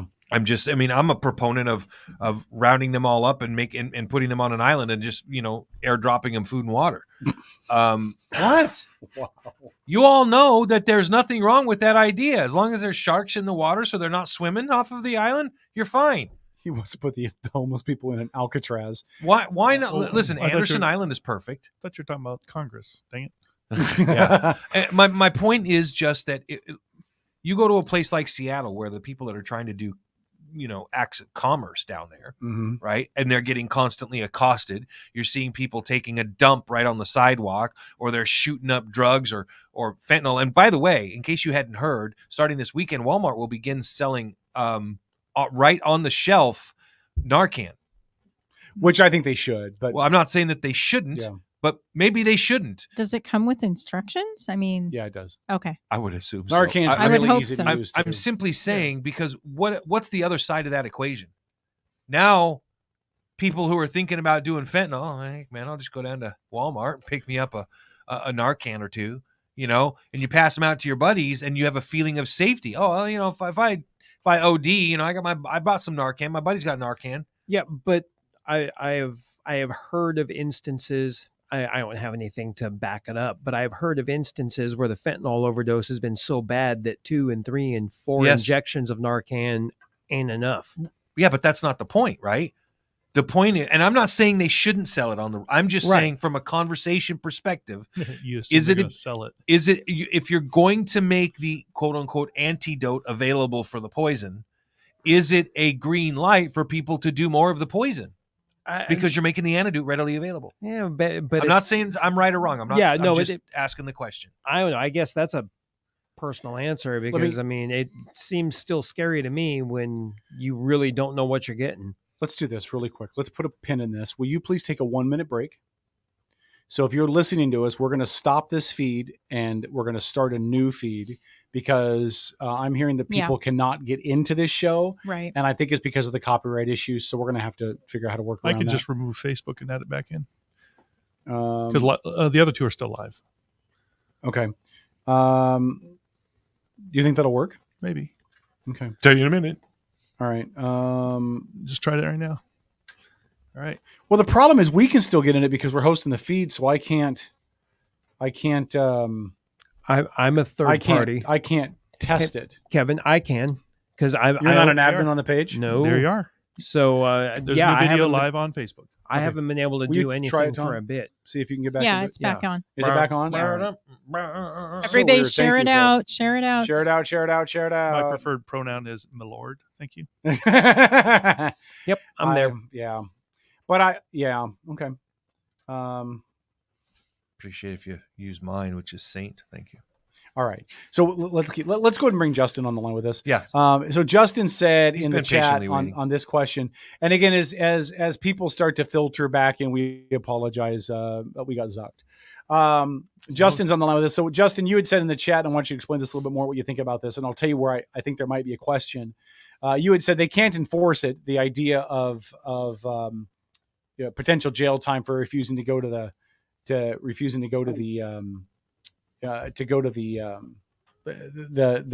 predetermined areas, because the courts called them unconstitutional without a shelter, and our shelter was shut down. Let me ask you a question about that, and then I'll get some more of your thoughts. If they're earmarking specific parcels and thus not completely banning it, is that a caveat in the ruling? Because they're not saying you can't have an encampment. They're just saying you can only have an encampment in specific places. Is that a little bit different from... Right. Like, is that different enough for it to be legal under that court's ruling, would be my question. I would assume the city attorneys think it will be. Yeah, I feel it is. And my problem is it's just a Band-Aid on the whole situation. It's not a solution. And then he's talking about criminalizing homelessness. That's You're saying the mayor is talking about criminalizing homelessness. That's basically what he's saying. He wants the ability to lock people up that are not going to move to these new places that we're putting up. Well, and take it a step further, Justin, he wants the rules so that if you move in there, you have to follow his rules, or he can even have you arrested if you're living there. Correct, Kevin? Well, he didn't say that. So, but he wants to be able to use enforcement powers of the police. So that is not something we talked about. But I would believe that the city would have a legal responsibility, just like you would as a homeowner, right? If you let somebody live in your driveway and something happens to them in your driveway, like, you could be liable for that, right? Yeah, but the government won't allow you to do that. So that's against the rules. But what I'm saying is there's responsibility if you allow people to do things on your property. You have some liability, right? If the city sets these areas up, and this will be something we can ask Mayor Wheeler when he comes on, but I would assume the city is then legally responsible to police it, to clean it, to provide services to it, to protect people from other people who may not be safe, meaning those with mental disabilities that can't act properly around other people, those with substance abuse issues. There's going to be people who wouldn't be allowed to stay there. I will tell you, what it reminds me of? It reminds me of medieval England. You had lords, vassals, and the city would be forcing people, right, to live in a particular. So, you're homeless? Well, then you have to go live here in your tent, and then you have to follow my rules, or else. Now, I'm not saying that's good, right, bad, or wrong, or anything else, right? But it's not all that different from my idea of rounding them all up and putting them on an island. I mean, something logical about this. There's two parts. One is what prevents them from just deciding, well, fine, I don't want to be in the city of Bremerton. Exactly. Right, nothing. It's Sub County's problem. Absolutely. That'd be his argument, yeah. And then on the flip side, if the city of Bremerton did produce adequate shelters for the given unhoused, and it becomes the place that people know, hey, this is the place I can get somewhere to stay, then suddenly they don't have enough because the influx, this is where to go. Well, and nowadays, it's like it's an unattainable goal. Right, nowadays we have to take this to more extreme levels, right? What else does the city become responsible for if the city's telling them they have to live there? Is the city have to be responsible for medical care, food, water, drugs, rehab, safe job injection training? sites? Yep. Justin, let me ask you a question. You said that this doesn't address a solution. There's no solution. That's what I was going to ask. So what is a solution? Yeah, that's what I was going to ask. Yeah, what is a solution to this? There are a number of things that we can do as a quick solution right now to actually just solve the homelessness. And we can use eminent domain. We can figure out how many empty properties are actually in Bremerton, how many empty apartments, and take an inventory and stock of that. That would be a solution to getting people off the streets. Is that an inventory? Yeah, there's other finer details to that. Hold on, Justin. That we can go, but that is one way. Hold on, Justin. Let me clarify. So, under your proposal, they would take an inventory of available properties, houses, apartments, whatever, and then make those available to those people that are homeless? Like Section 8 style or what?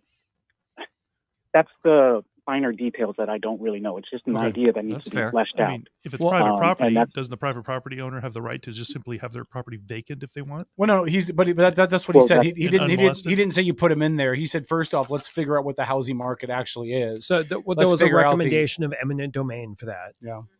Oh, we don't want that. You know, we can also do other things like tax incentives to these types of things too.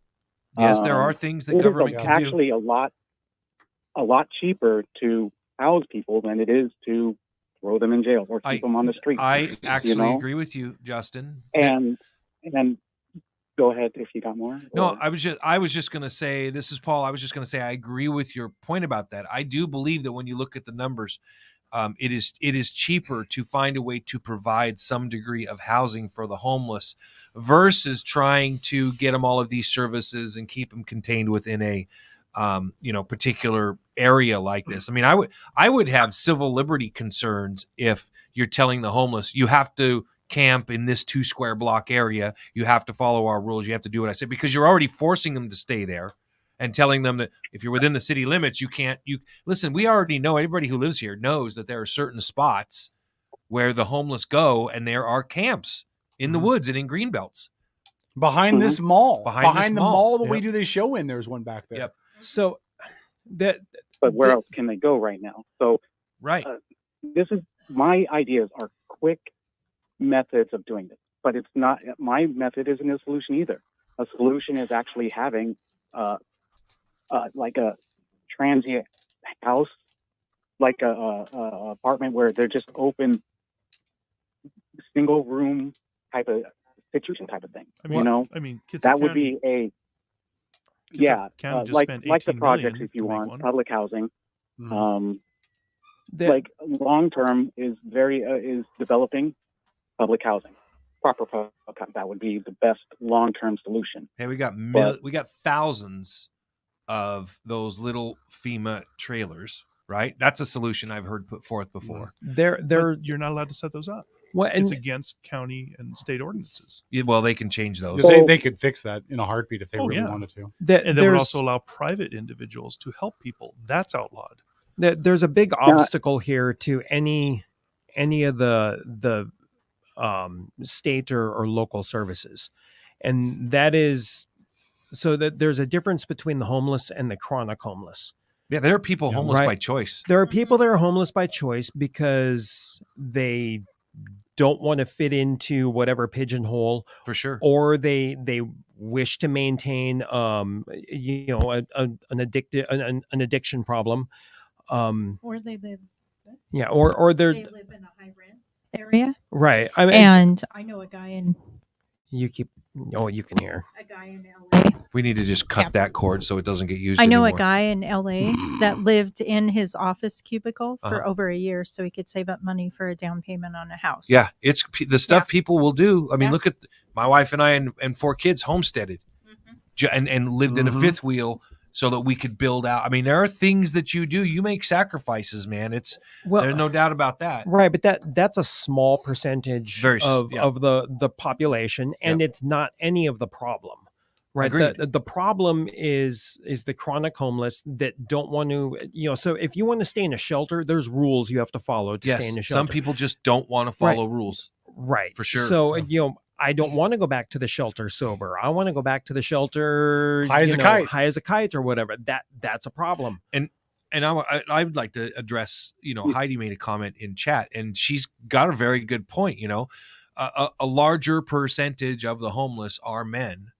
And mental health and drug addiction are really what it centers around. Right. And she brought up the mental part of it where men become emasculated. And she's right. There's been some really good studies on this. Mm-hmm. Once you become like a man in a relationship becomes emasculated and it causes him basically like he will lose self-confidence and everything else. And it's a slow, windy downhill road to the pits of despair. Mm-hmm. And a man that doesn't have the respect of the people he loves and all this other, anyway, there's a whole lot that goes into it, but it's a completely valid point. Mm-hmm. So, it's an incredibly complicated issue. There's no easy answer for sure. Well, let me give you a couple other stats that I think Plus are important menopause. to this too. Let me give Menopause? let me give you another couple of stats that are Menopause. really important as well. 11% of the homeless in this nation are vets, and vets are 50% more likely to become homeless than the average American. It's the PTSD. Well, it's a myriad of things. It's PTSD. It's medical expenses that they can't afford to pay. It's trusting the system. It's substance abuse. It's there's a host of reasons, right? Okay, hold on. So Justin, stay with us. We're gonna continue this on the Facebook side. We'll continue this around because we're right up against break.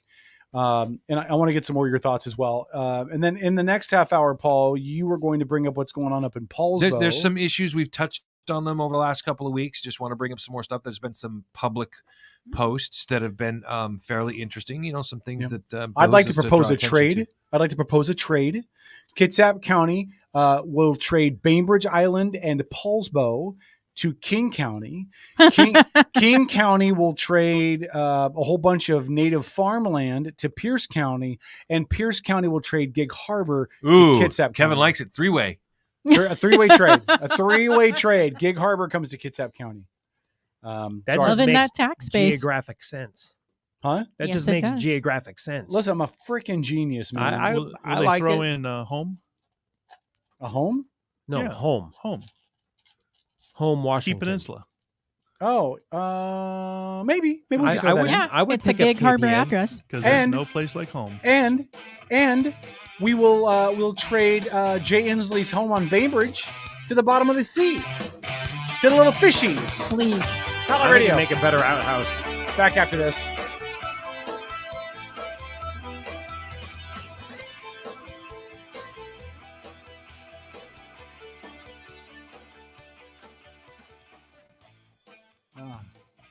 I love our peeps. I would like someday, before we get to Justin, I would like someday to move all of our chat off of Facebook. Like I don't Let's do mind. it. No, I know. I can click a button and do that. No, right I know now. you can, but so many of our people use Facebook. I would love to get us off of Facebook. Like I don't mind refeeding it to Facebook, but I would love to move all of our chat and all of that regulationary stuff off of Facebook so we don't continue to get hosed. No, just and when you go live, don't live stream on Facebook. Just give them the Rumble link. There you go. No, I'm totally. Well, I don't know. We'll talk about it. All right, Justin, what are you thinking? I've been thinking about the tiny homes that are in Port Orchard that Robert has been talking about. Mm-hmm. I have been trying to coordinate with somebody. I talked to the audit committee who pulled up the parcels of land, and I've been wanting to try to coordinate with them to get these houses on the undeveloped land that they're talking about. To get these tiny homes used. And this is for Robert Parker. If you're able to talk to Annie and we can try to coordinate and figure out something, I'd love to make that happen. I will tell you that it's something that's been tossed around for a few years, the idea of the tiny homes and stuff. I know Mayor Wheeler, in fact, and I have had this particular conversation. Just remember when you're trying to put together some infrastructure that has to go with these, right? Because you've got think of them just like RVs. So you have sewage, you have black water, gray water, all this stuff has to be disposed of. So there is a little infrastructure that needs to go along with them. But listen, I see them as if you can find the space, they're kind of a viable solution. Maybe they're not permanent, but they're at least a viable Band-Aid for the bleeding hatchet wound until you find something better. Right. Exactly. And they're just sitting there right now. Maybe a few of them have been taken for other projects or whatever, but it's just a terrible resource that's unused because of NIMBYs. Yes. They have been moving them around, and it's like, let's get these people housed and go from there. We need to have a measure to stop the person going homeless before they get onto the streets. We need to actually do that. But let me give you a counter to that, Justin, because here's what I'm hearing, right, from people that are in the neighborhoods that are affected by the homeless encampments and all of that. Crime in their area is up because of it. They don't feel safe walking around or doing the stuff that they would normally be able to do. There isn't a feeling that the people that are there are taking responsibility, littering up, garbage up.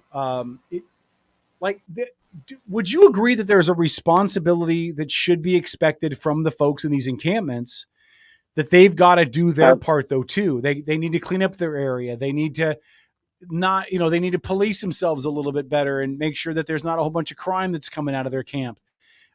Because it hurts them in the long run, right? I agree that there needs to be some accountability with our homeless population for their accountability, but these are people that just have nothing. They're the lowest of the rung. We're punching down on them when we're not showing them any compassion, that people look at them as disgust. Fine. You want to look at people like that, and you're just continually allowing them on the streets instead of showing a solution first. The solution is just first getting them a house and shelter. That's really the number one thing of survival for any living thing, is like shelter, a place of safety and security. Yeah. From there, we can work on exactly what I was thinking. God, I haven't heard that. From there, college. then we can look and figure out what each individual houseless person, needs, and to transition them out of temporary housing into a better solution. Now, the better solution is, we don't know. We have a housing stock that is more than enough right now in the whole United States versus the homeless population. We just choose to keep them open because housing is a commodity. It's an asset. How does one choose? Our system, our capitalist system. So that. The property owner decides the property is better to be vacant than to risk the expenses of a low-income house, right? I mean, I know property owners who legitimately make their homes nicer on purpose, so they rent for more because I did that. Of the higher cost of dealing with things. And I mean, I've been accused of being mean and not being kind to people, but I'm not reflecting on the value of that. I just recognize this is what people do, right. Because the rules are stacked against them. We have set laws in motion that make it less favorable to help people. I bring it up time and time again. Seebeck, there was a man who put together a couple of RV spots. One of them was a tiny house, ramp, help a homeless vet. County says, "Oh, you're not allowed to do that on your property." Instead of making an exception because he was doing a wonderful thing, nope, you're back on the street. We set rules to make this harder. It's the capitalist system is not the issue. It's the regulations that are creating the problem. There are people probably happy to allow people to be in unsubsidized low-income housing, but they have to be able to deal with the problem, because not everyone's a problem, because it's not fair to broad brush it. But the people who are a problem, you're not allowed to give consequences to that because there's so much protection. So it's mostly about landlords and owning property, right? Why is a person owning 3 properties? Or why are you owning another house? Why not? Why not? Why Don't not? talk over each other, please, Philip. Go ahead, Justin. So, no. He has a valid question. Why not do that? Well, why do that? So why not own another property to rent out and collect passive income? Right? That's the thing, is that you're collecting passive income off somebody else, and that's our capitalist system. The flip side is, why rent versus buy? Now, some people want to rent because they want someone else. I'm sorry, go ahead. But instead of that, we have housing as a right where we can have expensive properties where people can go out and buy new properties and whatever. That's fine. But the fact that we kick ourselves in the ass to not build new public housing is why we're having this type of situation now. Like the 1998 Faircloth Act, where it said the federal government is not allowed to build new public housing. Why? Why did we choose to enact that as a federal law? Other than to raise prices of houses. It wasn't a problem back then, of course, but in 20 years' time, look what happened. What do you think raised the price of housing, at least in our market, was the regulations and the moratoriums on building. There's so many regulations that don't allow that dreaded capitalist system to create new housing and create new opportunities for people to have housing. Now we're starting to come out from under it, and it's taken a while. I'm just celebrating. Regulation, yes, but it's not all about regulation, though. Regulation is a part of it, and we should be able to suspend some regulation instead of it being a way for us to say, haha, we're going to screw you because of such and such as the person in CBEC. You know, that's a terrible, nuanced situation that should have been looked at. But, regulation's the problem of the cause of most of our problems is regulation. Yes, it is. Well, and I think that's a narrow statement, Tom. I think regulations are part of the problem, but I also think greed corporate greed is part of the problem when it's not checked by the government. I think that part of the problem is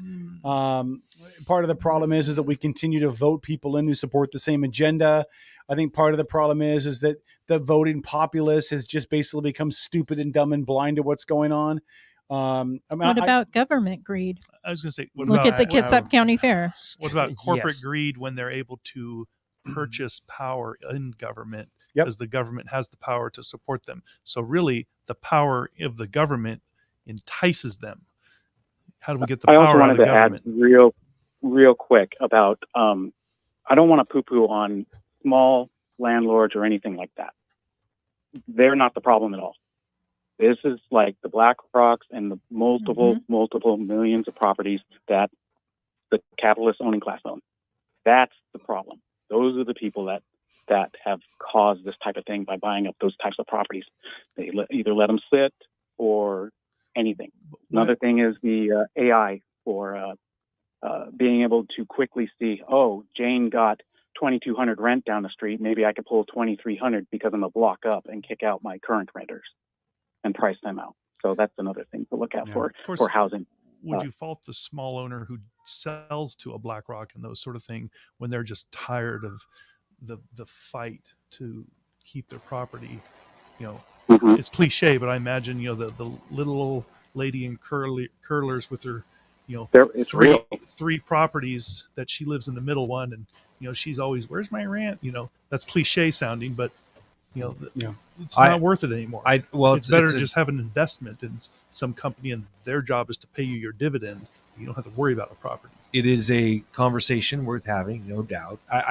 And unfortunately, I think that part of the conversation has to be, and I did work on a couple of homes over the last year, where I'll take one, for example. This woman, she had us do this work on her house. We basically cut the house in half for her so that she could rent out the other half of the house and put a kitchen in for her and everything else. And she's like, I'm going to get $2,500 a month for this. And my thought process was, yeah, you just might, because of the supply and demand issues.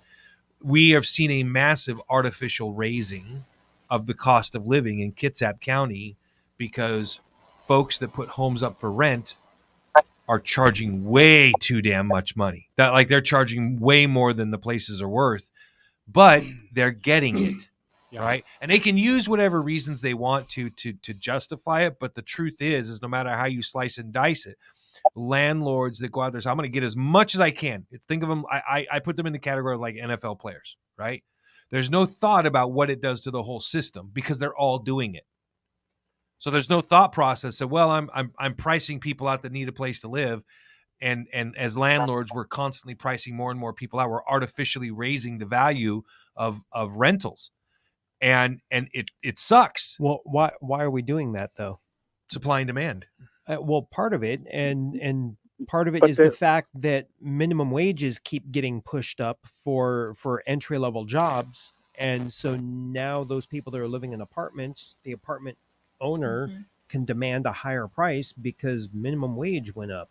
And minimum, not only can they, but they have to. I understand because those the apartment argument. Complexes have to pay the people that are taking care of the apartment complex, and minimum wage went up. I understand that argument, and I even used to use that argument. I don't believe it is really that true anymore. I don't see a correlation between because minimum wage didn't go skyrocket, right? It went up a little bit, but rents have far outpaced everything else. Oh, I agree with that. By far. Exactly. Yeah. Thank you. There's other factors of why that's going up. Look at it's one factor. Housing costs. It's one factor. It's supply and demand. There aren't enough homes for rent. Correct. And why are there not homes up for rent? Because people don't want to rent a house out now and have another COVID come through and then have their tenants not pay rent for a year. Yep. So I can't blame landlords for selling. I got more work out of people who owned homes who said, I'm kicking the tenants out. They didn't pay me for a year and a half because the government told them they didn't have to. And the only way I can kick them out is to put my house up for sale. So screw it. I'm done. I'm selling. I mean, that was through the roof work. Had to turn a lot of that work away because I was only one person. But that was the reality of the situation. And what was responsible for creating that?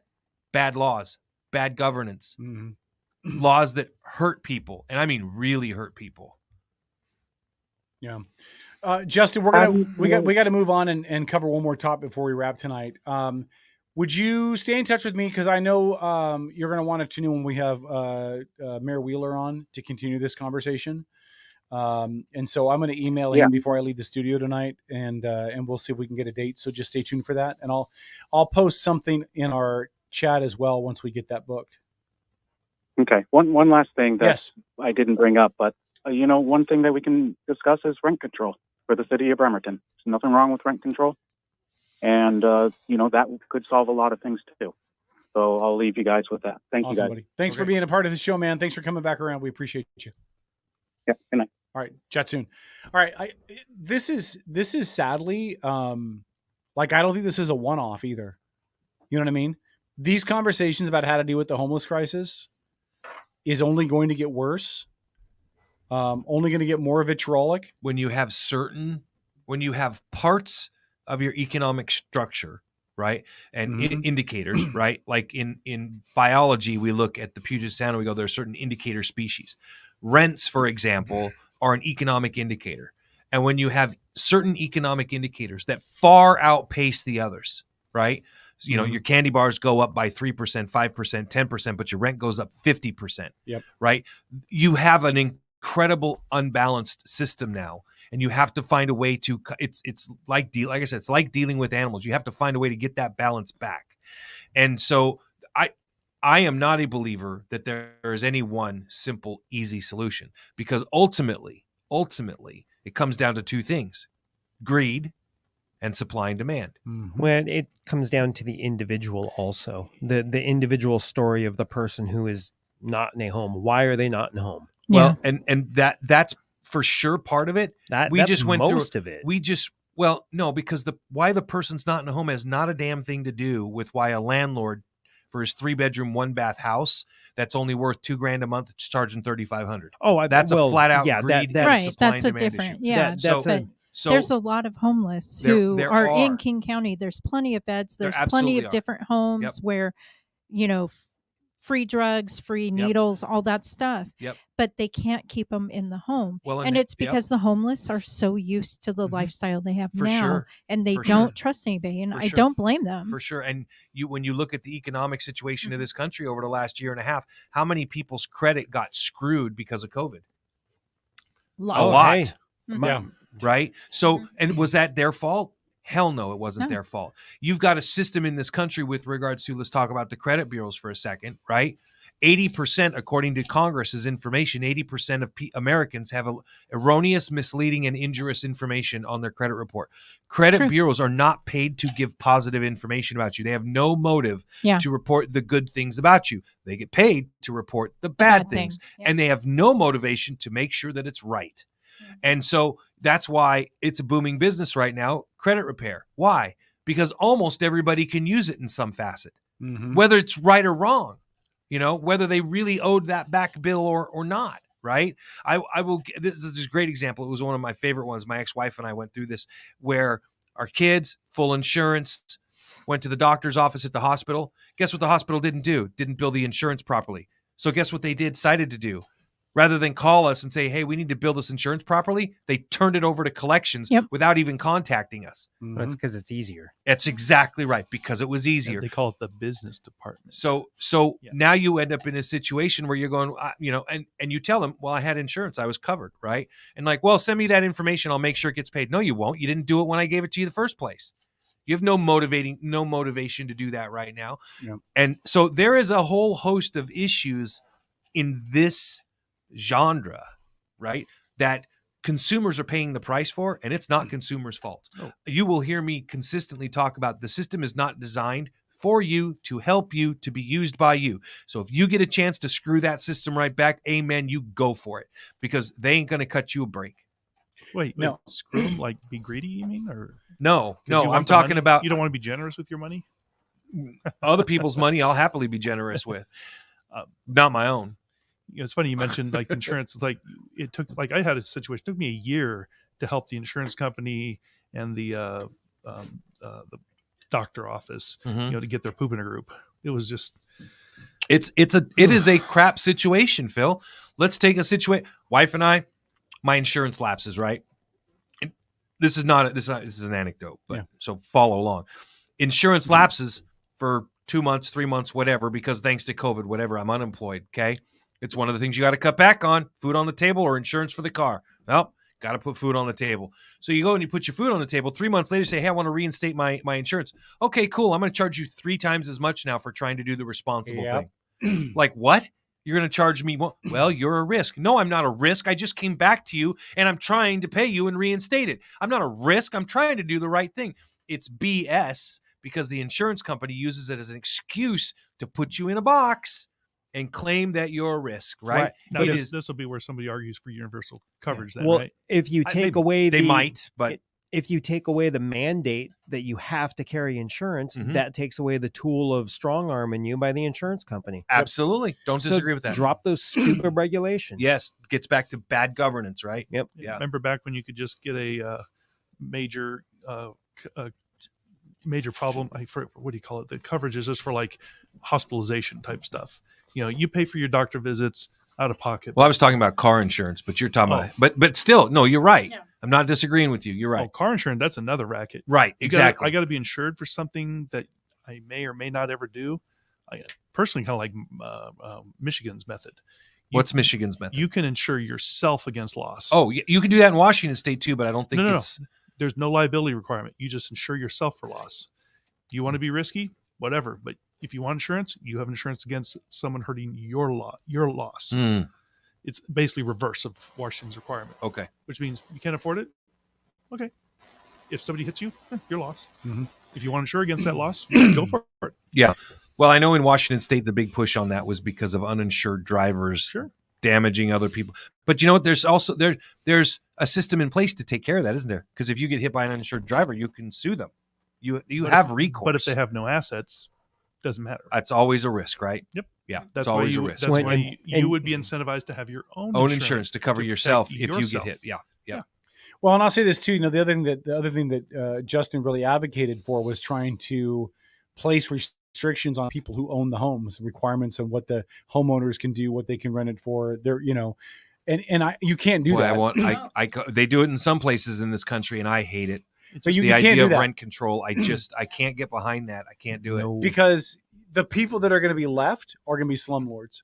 Yes. They're going to be. We've already seen in Bremerton. Inevitable natural conclusion. In fact, if you're with the mentors, yes, I'm speaking specifically about you. They're all dead, dude. No, they're not. They still own a number of properties throughout West Bremerton. Yes, they do, but the brothers are dead. But the family still owns a number of properties in West Bremerton, and if you drive down by the college, you can identify their properties really easy. They're the ones that look like there's more rats living there than people. And if you place limitations, no slander there. Look at the houses. Is my opinion. Yes, there you go. Thank you. If you place those kind of restrictions, then the people that could run them well won't run them because it's not cost effective to do so, and you'll get the people that will only be in it for a paycheck and a rent check every month. They won't put any money into it, and it'll be a cesspool. It'll be awful. It'll be East Chicago, which, by the way, is where rent control started. Now imagine if you were. It's going to be a bad word, but I promise the FCC doesn't care. What if you're allowed to discriminate? Meaning, be discerning about who you rent to. I think this person's going to take care of my property. I want to make incentives for them to stay here. I'm going to give them a deal because they've been a good long-term customer, that kind of thing. Well, that's what I did. But that's called discriminating. No, negotiation. That's what I did. Sure. Listen, and if someone wants to get mad at me, that's fine. When I had a piece of property I was renting out for a trust that I'm in charge of for a family member, I had multiple people that wanted to see it. One couple that I met, he had a good job. They were a young family. You can't call and check references anymore because they're not allowed to give references. You call where they used to live. We can't say anything. I understand, blah, blah, blah, but you get a feel for it. So I had multiple people that wanted to pay $2,500 a month for the house that I was renting out, an obscene amount. I rented it to them for $2,300 a month and they signed a 2-year lease. And I did it because I believe they were going to take care of the place. I believe they were going to be reliable. And I don't want to have to worry about that place in 3 months. I want it rented, out of sight, out of mind. Call me if something breaks, and nothing should break because we just spent $160,000 remodeling the thing. Well, you know what I mean? So give me my monthly rent check, and you guys do you. I don't even want to touch it. So you're being a good fiduciary. Yes, and that's my requirement, right? I can't cut side deals in a way that doesn't benefit the trust. I'm legally not allowed to do that. I mean, and anyone that would do that, I mean, that's called being a charity. And if you have the money to do it, great. But otherwise, you got to. Most people are going to act like a fiduciary. Yeah. What's in their interest? And that's the point of doing credit checks and all the rest of that when you go to rent a piece of property out. Well, it gets back to, this is something that always just bugged the snot out of me. I have a wife who used to work in property management, and we would talk about this all the time. It would drive me crazy because you create a situation where almost anybody that's going to rent could buy, because you're going to say, well, I want $2,500 a month, first month's rent, last month's rent. Credit has to be over 700, and you got to prove that you have money in the bank, or your wages have to equate to 3 times your month's rent. And You're just like, damn, those people all own houses. That's my point. Yeah. So and by the way, I didn't do that when I rented the property. I didn't know anything about it. But I'm letting you know, people can choose to be magnanimous. Well, a better. You know what that word means? No, because I'm not magnanimous, and people can choose to be better angels, right? And so I knew. In fact, they were willing to pay first and last and deposit, and I told them no. I gave them prorated first because they moved in halfway through the month, so I prorated their first month rent. Because why am I going to charge them for a full month? They're not there the full month. I charged them a security deposit that was equal to what the original rent was going to be, which was $2,500. That's sitting in a savings account, accruing interest that just benefits the trust. And then I'm going to get the last month of rent at the end anyway. Because it depends on why they leave. But I'm just saying they're still obligated by the lease to pay every single month. Why am I going to? I don't need to. I was looking at $7,500 for them to move in. That is insane, man. That's the point that I'm making. Yeah, I know. I'm backing you up. And the other part of that is that, and this is something people have to remember when you're renting out properties, it's not like a Robert Allen book, invest in real estate and become rich. Not now. Not in today's economy. No. You rent a house out, and the little bit that you're making each month, couple $100, $300, $400, all it takes is one major repair, a water leak, and that money's gone. Yeah. And just gone like that, So it is, people don't buy properties to rent them out almost at all anymore. The only people that do it are real estate investors, and they do it so that they can buy and hold. And they're the folks that are still buying those properties to hold on to, the house flippers. Yep. Right? Usually it's 1 out of every 3 homes that they flip, they buy and hold. Yep. And they're only doing that for building up equity. They're not doing it for cash flow, because it only takes, somebody tripping on the deck or whatever, just a water leak, and your revenue's toast. Yeah, I was a landlord once, and it was due to circumstance, and I will never do that again. It's not easy. No, it sucks. Because you're and getting I a can call do at all 1 the work a.m. because the myself. hot water isn't working, and you're like, did you light the pilot? I mean, just there's a lot of stuff like that you got to deal with, for sure. Yeah. Tenants will never take care of your home as well as an owner would. No. By the way, my one experience, I ended up having to evict the people that were living in the house. I mean, that's a pain in the ass too, and expensive. Yes. Yep. Holly's in chat, by the way. Holly, you should listen to the first hour. Holly said 2,300 is highway robbery. It very well may be. The market decides. And the problem that I ran up against is that I'm in a fiduciary role governed by the court. And so if I don't rent that place for what the market will bear, then I'm in violation, and the court can come after my ass for failure to properly adjudicate the trust. Okay. I have to maintain that. I have to honor the trust in the best way that is financially solvable. Mm-hmm. And if I can rent it for 2,300 and I rent it for 1,500 because I got a nice streak in me, I can get in trouble by the trust because I have not properly rented the property for what the market would bear. So it's. I think I understand where you're coming from, and I don't fault it at all. But I think there's a slight misinterpretation there. They're not going to come out to. It's what the market will bear. Right. Yes. But that doesn't mean, like when we were discussing, and I have no idea about this house, how big it is or what it's worth or anything else. So I'm not talking about any of that. Right. I'm just saying that, you just go out and charge, which I think you did, a rate that you think is fair. You don't have to go out and get an exorbitant amount from people because you feel like the trust is forcing you to. The trust is just telling you, hey, if you can rent it and get money, that's your fiduciary responsibility. You don't have to go out and I've said this for years. I said this to you when you worked for the IRS. It is always incumbent on each of us to become part of the solution of whatever we are involved in and not become part of the problem, right? Like if I had a 4-bedroom, 2-bath house to rent out right now, I could probably get $3,500 for it in this county, which is insane. Mm-hmm.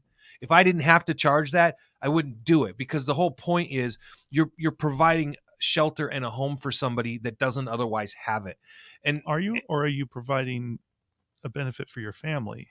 And the benefit for my family on the cost of the home, you're having to pay a mortgage on the benefit to the family. Well, you obviously are going to cover the mortgage, and you need to cover insurance, and you need to cover your taxes, and the mortgage on the house that size right now is about $3,200. You're gonna. Well, mine's $3,500. Yeah, and it's painful.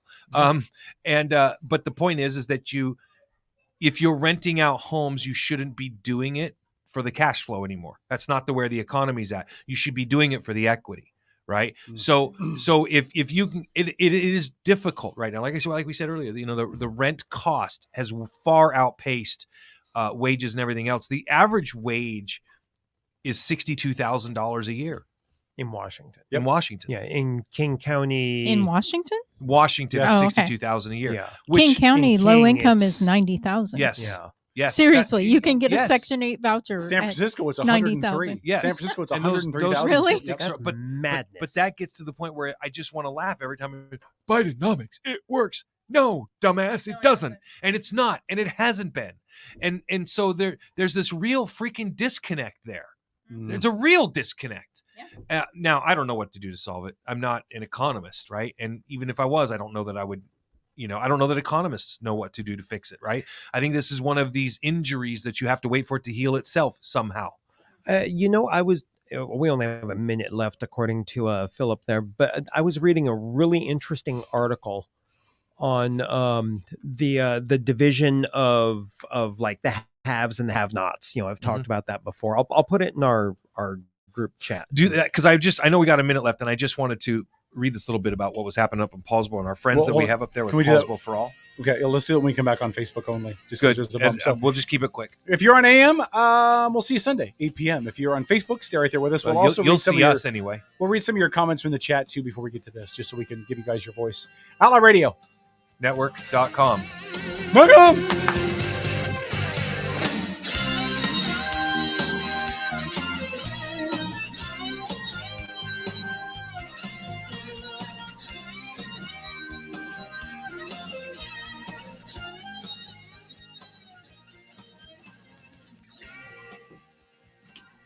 Outlaw Radio. So I skimmed over to ESPN really quick, and they have Washington as a contender for the national title.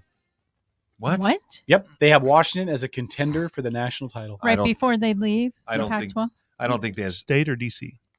Washington Huskies. Oh, I don't know that I see that yet. I mean, to me, they haven't earned Florida that. State, LSU, Oregon, and Washington. They believe are contenders for the national title, and they don't have. No. So they have them broken into tiers, right? So tier 1 is Georgia, the defending champ, And then they have 4 contenders that have recent playoff experience. So Alabama, Clemson, Michigan, Ohio State. Okay, now that's a little more realistic. Yeah. And then they have 4 teams that are contenders, but they don't have recent experience, which is Florida State, LSU, Oregon, and Washington. And then they have 5 teams that have no playoff experience: Penn State, Tennessee, Texas, USC, and Utah. So basically, they're saying they're a top 20 school, which I think is reasonable. And if they come out of the Pac-12 undefeated, which will be a hoot because of USC and Oregon. But if they can come out of the Pac-12 undefeated, they could find themselves in a national title. I think if a team comes out of the Pac-12 undefeated, they should play. They should be in contention with strength of schedule and all the rest of that stuff for sure. It's so hard for West Coast teams, good Pac-12 teams, to compete against SEC teams. They don't have the recruiting pool. That's like a high school team that's a 4A against a AA team or a AAA. It's just they don't quite have the pool. It's unfortunate, but I still love it. And I'm still a fan, and I still watch the Huskies games. And yeah. So anyway, okay. Really quick before we wrap that, I just want to check the chat and just share any comments really quick. He said doo-doo. Trey said a 1-bedroom, 1-bath apartment minimum is around $1,900 here, and that's not driven by property management or ownership. It's driven by the comps of the properties in the area and the discounts or incentives the properties are given. You would think the prices would go down, but they don't, because they go up because that property down the road goes up, and it goes up so much that the competitive price goes up. It makes no sense, I know, but thank you, Philip. Holly said you aren't legally obligated to charge what an artificially inflated market is charging. That's a cop-out. We can disagree. Holly says landlords used to be content to charge what the mortgage payment was or what a mortgage payment otherwise would be because they knew the renter was paying off their investment for them. Now greed means that they charge for the mortgage maintenance and to make a living on top of it. Well, and like we talked about, they have to, because most of them didn't get rent for over a year and a half. That was a lot of people. Well, there's one other issue though too. If a property owner is intelligent, he's making enough to set some aside. You got to have some cash. You have to have a cushion because you've got to be able to cover the water heater when it goes, or the roof small when it repair, leaks. man. Yeah, one small repair. And if you don't, then you become a slumlord, and you don't want that either. So I'm not explaining massive overages, but you've got to pay something above and beyond what the mortgage is, so you can cover that. Yeah, I mean, reality is if they're losing money, you can only lose money for so long. And absolutely, at some point, yeah, you're going to have a slumlord, like you said. You don't want to be, you're renting a place like, oh, the heat doesn't work this winter. Like, oh, sorry, I'm not making enough to fix that. Well, you're a property owner. Yeah, but I gave you a deal. Yeah. And just because you're a property owner doesn't mean you're rich. It just doesn't. Holly said that's a lie, or that's BS, sorry. Well, what is? Income levels for HUD programs like Section 8 are set by household size. So to say that low income is one flat amount like $90,000 is laughable and evidence of the lie.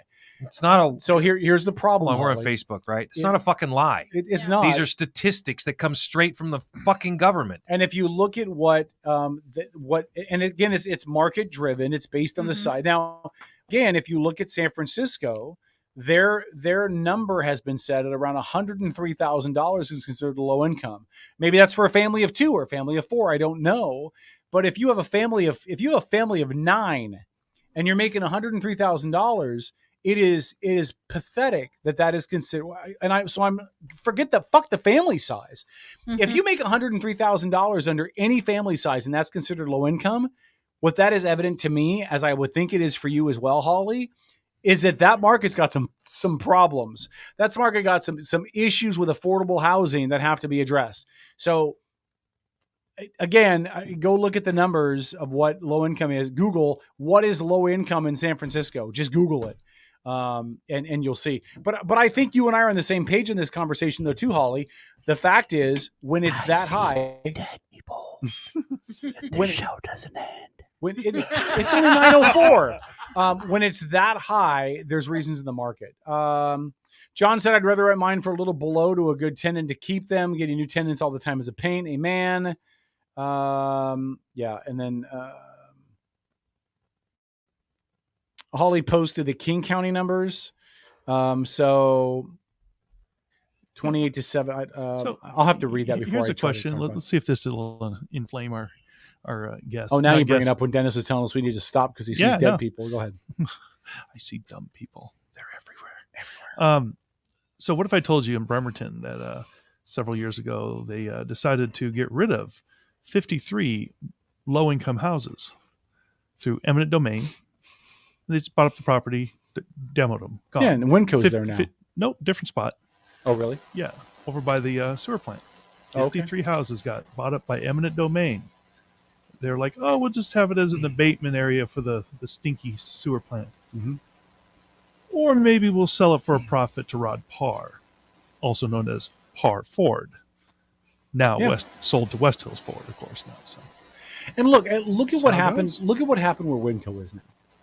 Okay, look at what happened where Winco is now. Yeah, all the old military. Originally, it was World War II military housing that was built, and they were shitholes. They really were. Absolutely low income. But here's what the city could have done: the city could have properly maintained those and left those as low income housing.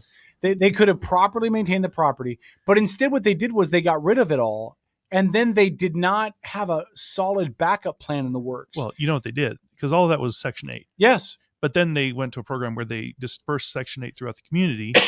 So there's just landlords out there, getting their government cheese through Section 8. Yeah, but it didn't backfill the problem, right? Because we still had a housing issue. But the other side of that was the amount of money they were spending to maintain those places was so expensive because they're government and they can't do anything affordably. It was a lose-lose. It was it was a losing situation. Well, they were able to sell the property off, and people are always saying, "Well, you need to do this with the property." No, the property's all sold.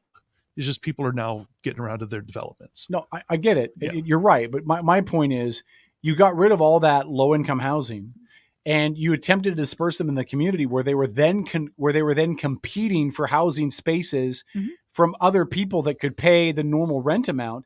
Debbie Taylor used to be on this show, and she talked about this all the time. When she lived in West Park, she didn't pay rent. They paid her $7 a month to live there, because of what her income levels were at and her kids and all that. I'm not faulting her. I'm not making judgments. Mm-hmm. But when you're paying someone to live in your house, that's a challenge. And when you kick them out because you're going to redevelop and you send them out in the community, they now have to compete for houses that are owned by people that would much rather rent to somebody who's going to pay the actual rent and not a lowered Section 8 amount.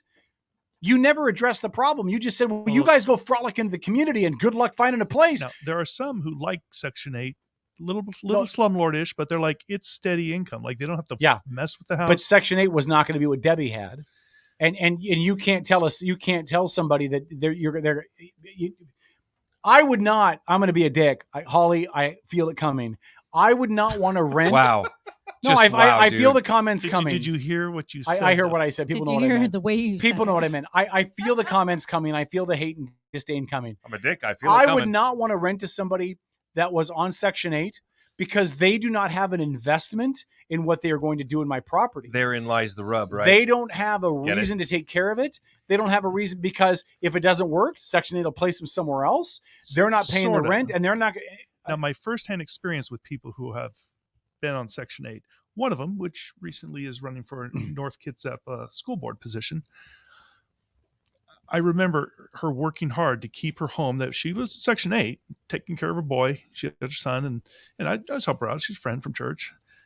And, the place wasn't pristine, but she worked hard to try to keep it nice, the best she could. Yeah. I mean, I remember they were going to have to kick her out of there because they were, worried about lead paint on the house. So, her and her brother were working hard to, taking siding off and redoing it, getting rid of the potential lead paint, repainting things, working hard. So I mean, this is me, I guess, defending that. I don't know. Yeah, I mean, that's anecdotal, but that's what I witnessed: is people working hard to try to keep their Section 8. They don't want to move. It's hard. It's a lot of work. I just think it's a crapshoot. Am I going to get one of the good ones? I mean, and again, I'm going to sound like a bigot and an ass, but there's a reason why some people are in those positions, and it is because they have not made good life decisions.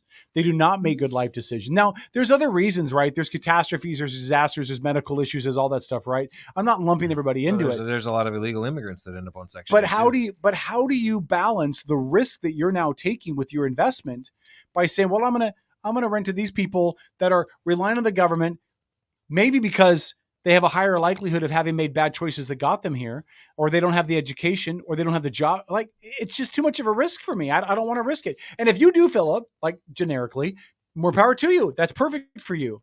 But I'm not going to do it. I'm not going to. Okay, Paul. And I don't want to look at the chat because Holly's calling me names, I'm sure. Go ahead, Paul. What do you got? I just wanted to. So, last week or the week before, I'm sorry, I talked Holly about said nothing like further false stereotypes, Kevin Chambers. I wouldn't expect anything else from you. Thank you. I knew it was coming. Go ahead, Paul.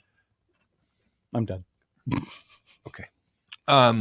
Anyway, so we talked about some of the folks that got that Facebook page, Paul's Bowl for All, when we had the little druther back and forth about the pride flags in the city of Paulsbo and busting out small business folks who disagreed with it, stuff like that. So another interesting little tidbit that came up, and I'm going to quote here. I'm not going to tell a person's name. It says, another gem from Paulsbo for All. Can you imagine being so petty you would buy tickets to a football game that could stop parents, grandparents, and siblings and others from missing out if they come and assume they can purchase before a game as usual? What's wrong with these people? They endorsed school board candidates too. Wonder what they would say. And they posted a link here to the chat for Paulsbo for All. And here was the message. Not Paulsbo, but not sure where to post. Quote, the religious folks are planning on showing up for the coach. We're talking about Kennedy. Okay. Still not a fan, but go ahead. The religious folks are planning on showing up for the coach. I just bought 10 tickets. #resist. Go buy tickets and keep them out. Like, you can't make that up. Like, how? So they're buying tickets to a high school game? Yes. They sell tickets to a high school game? Yes, only forever. Phil, have you ever been to a high school football game? And here's what they'll do. They'll buy up a whole bunch of tickets. None of them will show. Right. And you'll have a 3/4 empty stadium, and they won't be able to sell anymore because they have occupancy requirements, which are set by the fire marshal. Sorry, set by the fire marshal, right? So you'll have other people that'll want to come, and so basically the football game is close, politicized. And here's the problem, right? So you're weaponizing the children. That's a great idea. Exactly. Yeah, I mean, these are people that are hiding behind a Facebook group to raise funds for political candidates. Keyboard warrior. Of course. Now, who does the purchase of the tickets support? The school. The ASB. The ASB. Yeah. And of course, I mean, these people aren't able to be athletes, so it's good that they could be athletic supporters. Yeah. Right. Well, thinking of that one, didn't I was trying to weave it in there. Yeah. Look, I'm not a fan of Coach Kennedy at all. I'm just not. I've said that on the show repeatedly. I'm just not a fan. And I would not go to the game to support his ass. I just wouldn't do it. But I don't believe in putting school kids in the middle of your political agenda. There's other things you could do. You could protest out front. You could, right, but come on now. You're getting off on that. You're talking about Kennedy and what he did. Talk about what. That's what I'm saying. You could protest out front. You could picket with signs. Doing this so that you negatively impact the kids at Bremerton High School and their families. You're going to buy up all the tickets. You know who else won't be able to go? Yes, the folks. Johnny's mom and dad that want to see him play his senior year. Or grandma and grandpa. Grandma and grandpa. COVID's over, and you're giving the finger to them. This hits me hard because in my senior year, my grandfather, who had cancer, died while listening to my game on the radio. Really? And I was actually playing up in Paulsbo, and I got the call later that night after I got home from my grandmother that he had died laying there listening to the game. So it's shitty because actually by the time you're in high school, your grandparents are getting up there in years. Yeah, they are. And a lot of grandparents want to go and they want to support their kids. Mm-hmm. What the hell? What kind of incredibly depraved person do you have to be to try to take that away from family members? Well, and look at the community we're in also. I mean, I went to my cousin's daughter's game, her last high school soccer game. It was fun to go there. Yeah. But what shocked me, having gone through high school with my children, is that everything here is so family focused. I mean, like tailgating in the parking lot at a high school game. Yeah. But the families, just enormous amounts of family just hanging out, watching, whatever family member. I've always felt that high school and you're taking that is, away. It's an amazingly awesome community event. Yeah. Well, it's also I mean, you were a high school athlete. Yeah. So not did an that athlete, fuck off, Kevin. Yeah. Did that not participant? Did that not help form who you are? It did. Yeah. Yeah. I mean, I think athletics are, especially to young men that need direction, that needs to Heidi's point earlier. Yep. Yeah. At that age, they need some direction. They need some focus. They need something to keep them out of trouble. Mm-hmm. Well, let me say this: there is one benefit. Off the farm. There is one benefit to this. What are you trying to say about a farm? I used every opportunity to stay off the farm. Well, Lori's farm like, work's good too, though. Yeah. She's like, go to Paul's farm where the sheep are sheep and the cows run scared.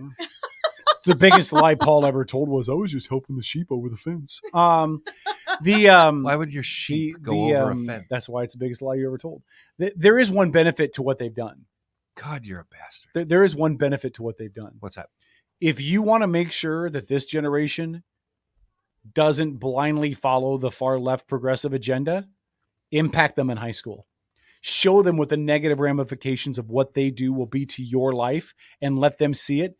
There are kids at Bremerton High School that will understand this and know that it was because of a left agenda, and they will be less likely to want to be a part of that agenda moving forward. It is fascinating because it will impact them on a personal level. It is fascinating. The left has had such an impact on social society, social culture and stuff for the last 10 years that you have the last numbers that I read about last year's graduating seniors, 60% of them identified with the Republican Party and conservatives.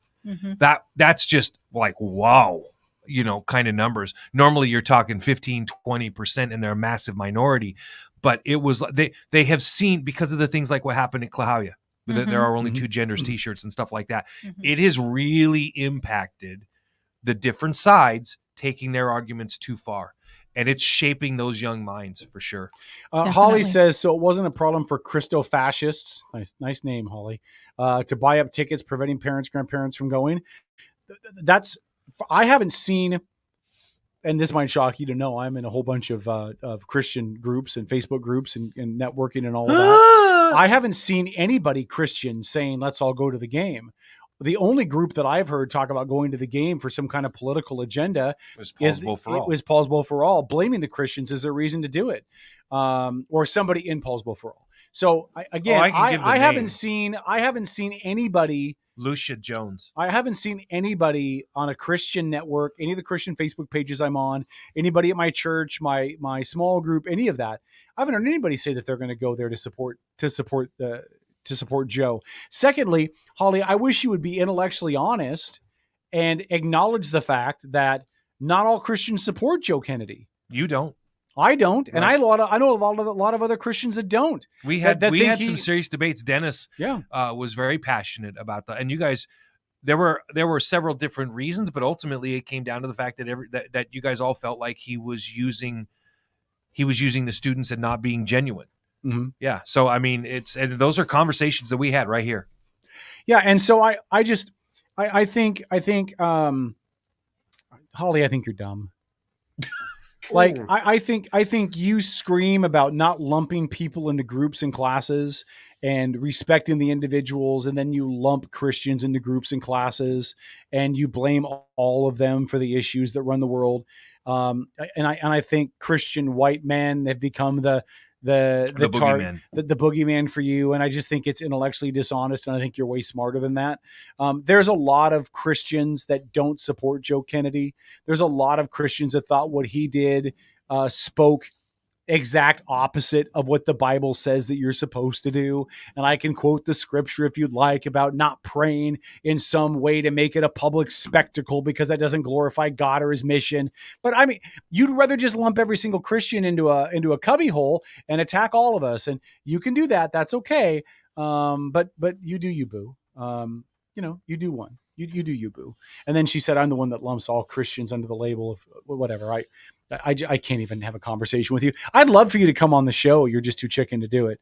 You'd rather sit behind your keyboard and be a liberal Rambo and call everybody names and insult everybody that doesn't agree with you. I think you're a hateful, spiteful person. And I hope someday you find love, preferably the love of Jesus Christ. But I would settle for you finding love from anybody at this point that could show you that the world is not an evil, awful place where you get to hate everybody because they disagree with you. But more power to you. You're good. I hope you find love. That was really well said. I hope you find love. How you're still single, but in fact, just Holly, blows my mind. Holly, I'm going to blow your mind up. You ready? Look in the camera, Holly. Look at me. Look at me. If we could zoom in, I'd zoom in. Holly, I love you.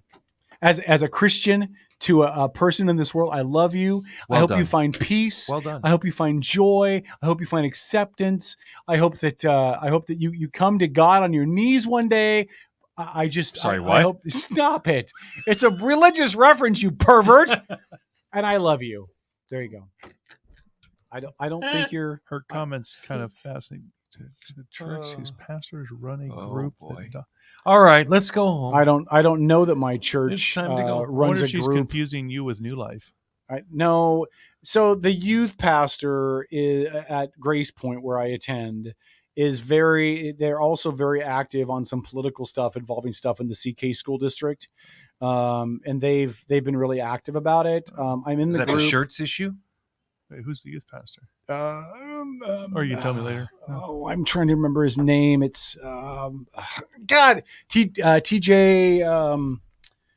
Yeah. Anyway, him and his wife have been very active in political stuff. I don't know that they've doxed and harassed teachers. I know that in the chat they've been very adamant about some of the stuff that they've done in the at the school board meetings and some other activist stuff that they've done.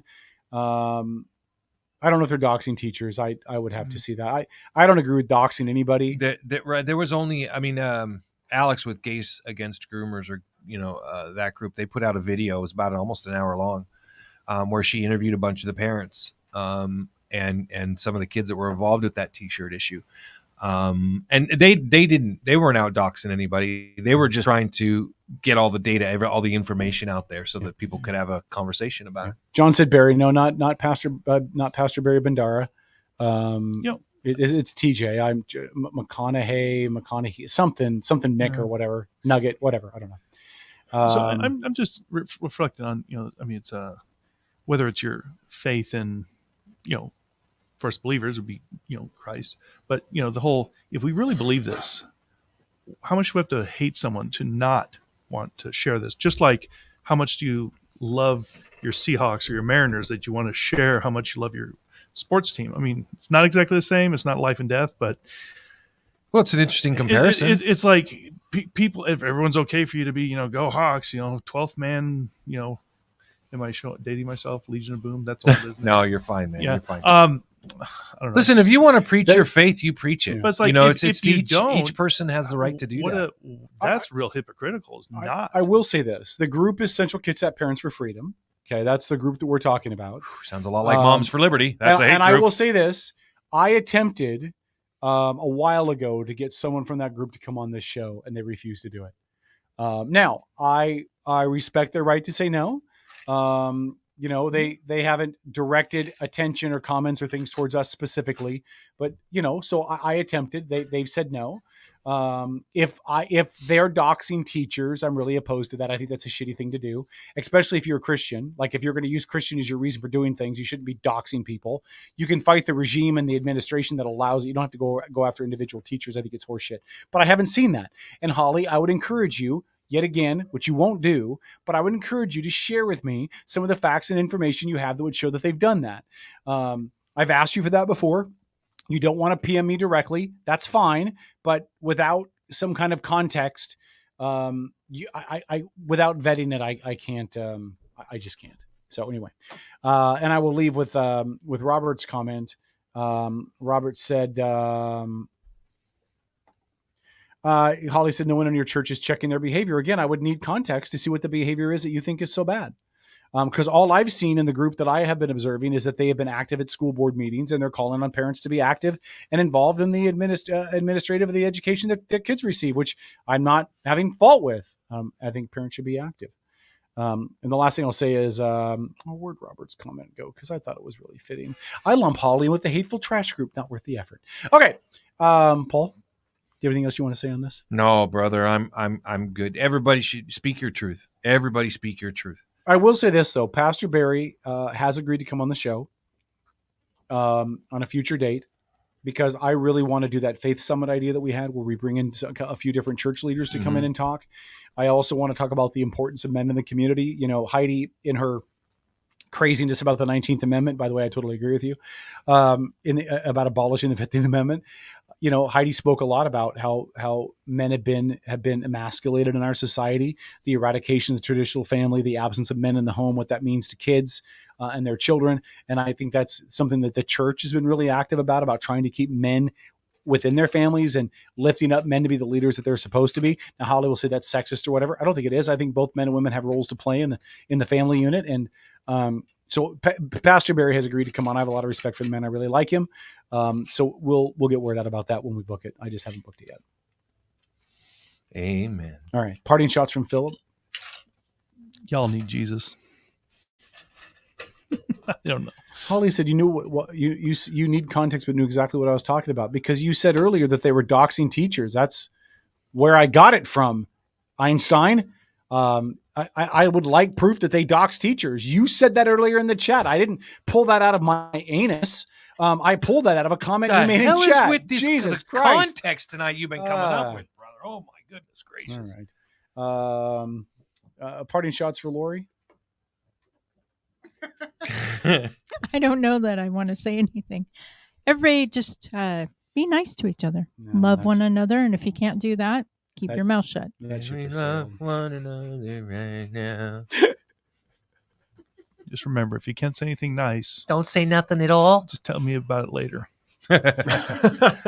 Holly said, convenient that men self-appoint as the rightful leaders. You're fucking right. I don't think anybody self-appoints. Churches have boards that appoint I'll self-appoint leadership, myself. But I mean, I think some of those church folks might say there's a doctrine, so it's not self-appointment. Right. I will say this though. One thing that Grace Point doesn't do that I am unsure how I feel about it. And this was just brought up in front of the congregation in last Sunday's service. So I'm not sharing things that aren't shareable, is that they don't allow women to serve in leadership. You cannot be a pastor. Mary Magdalene should have been the head of the church. You cannot be the praise and worship leader or head of that as a woman. You're not allowed to be. You're not allowed to be Now I have some really serious, not misgivings, but confusion about that. And they'll quote some stuff in the Bible that outlines that or whatever.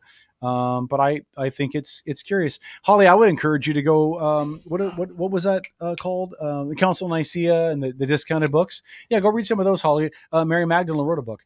A gospel. Oh, gospel. Gnostics, geez. Yeah. No, you don't get. Listen, I don't criticize your stuff. Don't criticize mine. Okay. Oh, that's your stuff. Fucking A, it is. Yeah, studied, Paul has studied it a lot. All right. He studied it a whole bunch. We should talk later, Kevin, too, about, like I'm a part of a denomination that was started by a woman. Yeah. Lots of women in leadership. Yeah. And I'm not, I'm picking and choosing my religious battles. The leadership and the elders that make that decision will face a judgment from God if they did it wrong. God is not going to bitch slap me because I went to the church and they didn't allow women to serve in leadership. Oh yeah. God's got way better reasons. He's got way bigger fish to fry with me. He's got a lot of latitude.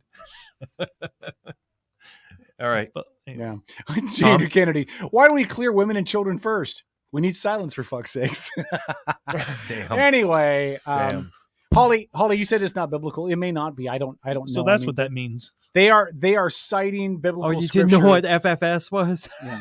FFS, for fuck's sakes. They are citing scripture in that decision. And I'm not learned enough to have that argument. Tom, parting shots? I'm just going to echo Lori's sentiments. Just be nice to each other. Mm-hmm. You're a good atheist. I'm not an atheist. Margie says we're all just puppets. Some of us are butt puppets. Paul? We need to stop the whole spiritual discussion or religion or whatever. You guys are all getting butt hurt. Butt puppets? Yeah, butt puppets. Have you ever heard the phrase butt puppet? I'm not a Christian, but I'm not an atheist. Jay Inslee's a butt puppet. He's got he is. The DNC's hands are up his ass, making his mouth. He was a bobblehead before. Wait, who's up Jay's butt as the puppet master? I didn't catch that. Well, that's a good question. That might be Bob Ferguson. No, I think it's Trudy. I think Jay is up Bob Ferguson's butt. I got an $800 haircut. You'll think you like it. Anyway, Paul, parting shots. Yeah, parting shots, buddy. No, I don't. I don't. I think you've done well enough for everybody this evening, Kevin. My parting shots are as follows. Again, Paul, thank you for the kind words at the beginning of the show tonight and sticking up for me. You're my brother from another mother, and it wasn't freaky weird like that. I love you, man. I do. I love you, man. And I mean that. Dennis, good to see you, buddy. We're ending right now. We're wrapping up right now. Dude, Dennis, he's getting ready to shoot you. Yeah, he just had that look like you're fucking lucky. Yeah. Holly says the hypocrisy is giving me life. Just be nice. Holly, I'd still love for you to come on the show. You can videotape, you can video call in if you want. You can call on the phones. I mean, just that line. I think it would be like, and I will promise, if Kevin's not nice, I will mute him. I don't know if you have that power or if you have the authority. He has the power. He just did. The other thing I will say is abolish the 19th Amendment. Abolish it. Abolish it. Abolish it. Abolish it. Abolish it. Abolish it. Abolish it. Don't you mean repeal it? Okay. Reverse it. Repeal it. Abolish it. Outlaw it. Ban it. Reverse it. Hack it. Fuck it. I don't care. Get rid of it. No, I'm just kidding. Because that's what they did with prohibition. Are your ears burning? 19th is? No, 19th is. No, that's what they did with. Oh, for God's sake, he is turning red. All right, he good night, is everybody. turning red. Outlaw Radio. Red. Remember that red. Men found of the country women just cleaned up after us. Good night. Oh, fuck you.